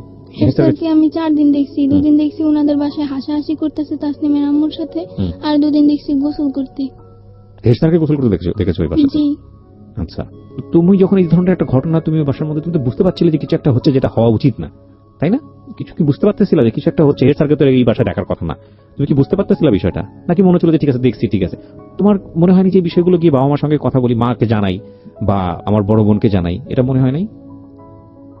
কি মনে হয়েছে জানালে কোনো সমস্যা হতে পারে বা ওদেরকে জানালে বকাঝকা করতে পারে, মার দিতে পারে, এরকম কিছু কি? তাহলে জানাওনি কেন? আমি মানে কি আমার অনেক চাপ ছিল। কি ধরনের চাপ বলো তো? তোমার মা যদি তোমাকে বকাঝকা করে এটা বলতে কোনো সমস্যা নাই, পৃথিবীর সব মাই তার বাচ্চাদেরকে শাসন করে, টেনশন করার কোনো কারণ নাই, ঠিক আছে? তুমি আমাকে দিল খুলে বলো, হ্যাঁ মন খুলে বলো কি হয়েছে তোমার সঙ্গে, কিসের চাপ ছিল? আমি সকালে 9টার দিকে স্কুলে যেতাম, স্কুলে ক্লাস করে 2টা বাজে ছুটি দিত। জি। ছুটি দেওয়ার পর বাসে যেতাম, খাবার খেয়ে তারপরে 3টা বাজে আসতাম, 4টা বাজে ছুটি দিত কোচিং এ। আচ্ছা তারপর আবার হেড স্যার একজন শিক্ষক টিচার খুঁজে দিছে, তার কাছে পড়তাম 7টা থেকে 8টা পর্যন্ত 1 ঘন্টা। তারপর আবার বাসায় পড়তাম, কোনো বলার সুযোগ ছিল না। আর এছাড়া আমি আমার মাকে বলছিলাম যে আমার পেটে নিচে প্রচুর ব্যথা করে, আমার আম্মু বলে যে গ্যাস্ট্রিকের ব্যথা, এই কারণে। তার মানে তোমার সঙ্গে যখন এই ঘটনাগুলো ঘটতেছিল, যখন তুমি বুঝো না বিষয়টা, তখন তুমি বাসায় বলেছো যে তোমার এটা ব্যথা করে, কিন্তু তোমার মা এই জিনিসটাকে বেশি আমলে নেয়নি, তাই কি? জি। আচ্ছা তারপর কি হলো? ঠিক আছে গ্যাস্ট্রিকের ব্যথা, তোমার ট্যাবলেট দিয়েছিল? হ্যাঁ গ্যাস্ট্রিকের ট্যাবলেট দিয়েছিল, বলেছিল এটা খেলে হয়তো তোমার ব্যথা সেরে যাবে। আচ্ছা তারপরেও ব্যথা সারেনি, প্রচুর ব্যথা করতো। তুমি কি কখনো এরকম কোনো কিছু দেখেছো? মানে আমি তোমাকে এই জিনিসটা জিজ্ঞেস করছি যেটা আমার জায়গা থেকে 100% ক্লিয়ার হওয়ার জন্য, কারণ আমি জানি এরপরে তোমাকে পুলিশে জেরাতে নেওয়া হয়েছে, সেখানেও অভিজ্ঞতা ভালো না তোমাদের, আমি গল্পটা জানি, যে কারণে আমি একটু আমার জায়গা থেকে একটু বিষয়টা ক্লিয়ার করতে চাই। তুমি কি কখনো এমন কোনো বিষয় দেখেছো তোমার শারীরিক ভাবে যেটা তোমার কাছে খুব অস্বাভাবিক মনে হয়েছে, ভয়ঙ্কর মনে হয়েছে? এরকম কোনো বিষয় কি তুমি দেখেছো কখনো? নিজে থেকে অবজার্ভ করেছো কখনো? এরকম কোনো কিছু অবজার্ভ করনি। এখানে একটা নোটিস করার মতো বিষয় আছে প্রিয় শ্রোতা, সেটা হলো যে যাকে ওনারা অ্যাকিউজ করছেন, আমি কিন্তু আবারও বলেছি, অনুষ্ঠানের শুরুতেই বলেছি, এটা এখন পর্যন্ত প্রমাণিত না, যাকে ওনারা অ্যাকিউজ করেছেন তিনি একজন ডক্টর ছিলেন, তথাকথিত ডক্টর, যেটাই বলি না কেন, কোনো পত্রিকার রিপোর্ট এসেছে উনি একজন ভুয়া ডাক্তার, তো উনি একজন ফার্মাসিস্ট ছিলেন, যাই থাকুক না কেন। সুতরাং এই ধরনের বিষয়গুলো সম্পর্কে ওনার মোটামুটি একটা ভালো দখল ছিল। তো তোমাকে ভিডিও দেখানোর ভয় দেখাচ্ছে 15 দিন আগে, এই ভয়টা ওরা কেন দেখিয়েছে? সেটা আমি জানি না। না, কিন্তু তোমাকে ভয় দেখালে তো কোনো একটা কারণে দেখাতে হবে। আগে তুমি ওদের বাধ্য ছিল না বা কিছু? তোমার বড় বোনের বোধহয় বলতে যাচ্ছে, কিসের কারণে ভয়? মানে ভিডিওটা কেন দেখাইছে, যে ও যে ওই তাসনিমকে প্রশ্ন করছে যে তোমাদের বাড়ি খাবার খেলে আমার কেন এমন লাগে, হ্যাঁ, তখন কিন্তু ও বলছে যে তোমাদের বাসা আমি আর যাবো না। আচ্ছা, এই না বলছে যে যাবে না, এজন্য ওকে ফার্মেসিতে ডেকে নিয়ে ভিডিওটা দেখাইছে আর বলছে যে তুমি আমাদের কথা শুনতে বাধ্য। ও তার মানে বিষয়টা হচ্ছে এরকম যে ও যদি বাসায় না যায় তাহলে আলটিমেটলি এই ভিডিওটা পাবলিশ করে দেবে বা এরকম কিছু একটা করেছে। আর যদি তোমার পরিবারের কারো কাছে বলো তাহলে তোমাকে টুকরা টুকরা করে পাচার করবে, এটা ওর কাছ থেকে জেনেছি আমরা ওকে পাওয়ার পরে। আচ্ছা, এর আগে কিন্তু ও আমাদের বলে নাই। তার মানে এই জিনিসটা খুব প্ল্যান ছিল আপনাদের কথা অনুযায়ী এবং এটা অনেকদিন ধরে ওর সঙ্গে হয়েছে। জি। সো নোটিশ করেছে আপনাদের বাসাতে যে আমার তলপেটে ব্যথা করছে, যেটা খুব আমি স্বাভাবিকভাবে বলতাম আমরা যে তুমি হাত ধো না আর তুমি পানি খাও না, এজন্য তোমার পেটে ব্যথা গম করে। খাইতো। আর প্রচন্ড পেটে ব্যথা কান্না করতো। আজকে খেয়াল রাখেন এই সেন্টেন্স গুলা, এই বিষয়গুলা। প্রিয় শ্রোতা, আমি বারবার আপনাদেরকে বলছি যে আমি বহুবার রেডিওতে বহুবার এই জিনিসগুলো খুব ডেডলি, খুব সাহসের সঙ্গে উপস্থাপন করেছি। আমি জানি না বাংলাদেশের কোনো মাধ্যমে এতটা মানে ডেডলি কোনো সোশ্যাল ইস্যু, কোনো ফ্যামিলি ইস্যু কখনো আসে কিনা। আমি সেজন্য সমালোচিত হয়েছি বিভিন্ন জায়গাতে, সোশ্যাল মিডিয়াতে অনেক উল্টাপাল্টা কথাও বলা হয় আমাকে নিয়ে, আমি বাট সেটার জন্য আমার কোনো কনসার্ন নেই। বাট আমি আপনাদেরকে বলি যে শিশু যৌন নির্যাতন বা সেক্সুয়াল অ্যাবিউজ, এটার যে মানে রেট কতটা ভয়াবহ সারা দুনিয়াতে, বাংলাদেশে তো অবশ্যই। কোনো শিশু যদি কোনো পার্টিকুলার বিষয় নিয়ে কোনো কথা বলে, শরীরের কোনো একটা পার্টিকুলার বিষয় নিয়ে, সেটাকে এই যে ওনারা যেভাবে মানে উড়িয়ে দিয়েছেন, ঠিক আছে তুমি হাত ধো না সেজন্য তলপেট ব্যথা করে, তুমি ঠিক মতো খাওয়া দাওয়া করো না, তোমার গ্যাসের প্রবলেম। কিন্তু এই সামান্য ঘটনা, যেটাকে সামান্য মনে করছে, সেটা যে কত অসামান্য এবং কত ভয়ানক রকমের সমস্যা হতে পারে এই সামান্য ব্যথার পেছনে, এটা যদি পরিবার আগে থেকে খেয়াল করতো তাহলে হয়তো এই মেয়েটার জীবনে এরকম দিন হয়তো আসতো না। আমি একটু সামনের দিকে আরেকটু আগাতে চাই। তো তুমি বলো, ওকে দেন, ফার্মেসিতে নিয়ে যাওয়ার পরে তোমার কি মনে আছে যতক্ষণ পর্যন্ত তোমার সেন্স ছিল কি করা হয়েছে তোমার সঙ্গে, একটু বলো তো। ওই রুমাল ধরা পর্যন্ত কি কথাবার্তা হচ্ছিল তোমার সঙ্গে? একটা হলো তোমাকে ভিডিও দেখালো, ভয় টয় দেখে তোমাকে ফার্মেসিতে নিল, তো ফার্মেসিতে যাওয়ার পরে তোমার সাথে কি কথাবার্তা হচ্ছিল যতটুকু তোমার মনে আছে সেন্স হারানোর আগ পর্যন্ত? ওকে দেন। আমরা 3 বান্ধবী মিলে ফাইজলামি করতেছিলাম। আন্টি কি যেন একটা করতেছিল, রাজিয়া জাহান সুরমা, যে ওদের ফার্মেসিতে কাজ করে মেয়েটা, ওই মেয়েটার সাথে উনি কথা বলতেছিল। 3-4 মিনিট পরে দেখি উনি একটা রুমালের মধ্যে কি যেন দিতেছে। তো আমি জিজ্ঞেস করছি আন্টি কি করেন, তা বলে কি চুপ করো একটুখানি বসো। তারপর আমার নাকের ভিতর ধরার পরে আমার আর কিছু মনে নেই। তোমার এই নাকের ভিতর ধরার পরে যখন তোমার সেন্স ফিরছে, ফার্স্ট মেমোরিটা কি? প্রথম তোমার কি মনে আছে? কি দেখছো তুমি ঘুম থেকে ফেরার পরে? কি মনে আছে? কিছু মনে আছে? হ্যাঁ, কি সেটা?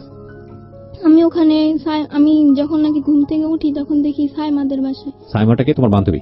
জি। আচ্ছা, হ্যাঁ, সাইমাদের বাসায়। হ্যাঁ, ওখানে ওর বাবাকে দেখছি, ওর আর একটা লোককে দেখছি, আর একটা মেয়েকে দেখছি, হ্যাঁ, আর ওর মাকে দেখছি। হ্যাঁ। তো আমি সাইমাকে জিজ্ঞেস করছি যে আমি এখানে কেন, আমি তো ফার্মেসিতে থাকার কথা। রাইট। তো বলে যে চুপ করে থাকো, পরেরটা পরে বোঝা যাবে। অনেকবার জিজ্ঞেস করছি, আমাকে ধমক মাইরা মেরা চুপ করে দিছে। এই সাইমাটা কি তোমার বয়সী ছিল? জি। ও কোন ক্লাসে পড়তো? 5। একই ক্লাসমেট তোমার? জি। আমি অবাক হচ্ছি প্রিয় শ্রোতা, আমি ফ্লোর দিব, তবে তার আগে আমাকে একটা বিরতি নিতে হবে। আপনারা সবই ফেসবুকে দেখতে পাচ্ছেন, আমরা স্টুডিও থেকে আছি ফেসবুক লাইভে। বাট আমি বারবার আপনাদেরকে বলছি, এটা একটা অমীমাংসিত সত্য। আমরা সত্য মিথ্যা আপনাদের উপরেই ছেড়ে দিয়েছি। এটা এই মামলাটি কোর্টে জাজমেন্ট অবস্থায় রয়েছে। ওনারা যে বক্তব্য দিচ্ছেন সেটা আমরা জাস্টিফাই করব না, সেটা জাস্টিফাই করার দায়িত্ব হচ্ছে কোর্টের। কতটুকু সত্য বলছেন, কতটুকু মিথ্যা বলছেন, সেটা পুলিশ ইনভেস্টিগেট করবে এবং কোর্ট সেখান থেকে রায় দেবে। শেষ পর্যন্ত কোর্ট যে রায় দেয় সেটার প্রতি আমাদের আস্থা আছে। কিন্তু আমরা এটাকে উপস্থাপন করতে চাই আমাদের সামাজিক যে লেসন বা আমাদের এইরকম ঘটনা থেকে আমাদের নিজেদের যে একটু সতর্ক হওয়া, সেই জায়গাটি থেকে আমরা অবশ্যই আস্থা রাখতে চাই মহামান্য বিচারকের উপর, আমরা আস্থা রাখতে চাই মহামান্য কোর্টের উপর। আমরা এটাকে একটা এভিডেন্ট হিসেবে উপস্থাপন করছি না, আমরা কাউকে এখানে অ্যাকিউজ করছি না। ওরা যা বলছে সেটা যে 100% সত্য সেটাও আমরা দাবি করছি না। সেই দাবিটা সে নিরূপণ করার দায়িত্ব হচ্ছে কোর্টের, যেটা আমি অনুষ্ঠানের শুরুতেই ডিসক্লেমার হিসেবে আপনাদেরকে বলেছি। তবুও আজকে ওরা যা বলছে সেটা বিশ্বাস অবিশ্বাসের জায়গায় আপনি ব্যক্তিগতভাবে রাখতে পারেন, রেখে আপনার যদি জীবনে কোনো কিছুতে সতর্ক হবার থাকে আপনি হবেন। আমরা একটা কথাই বলতে চাই, স্টপ রেপ এবং সেক্সুয়াল অ্যাবিউজ। ছোট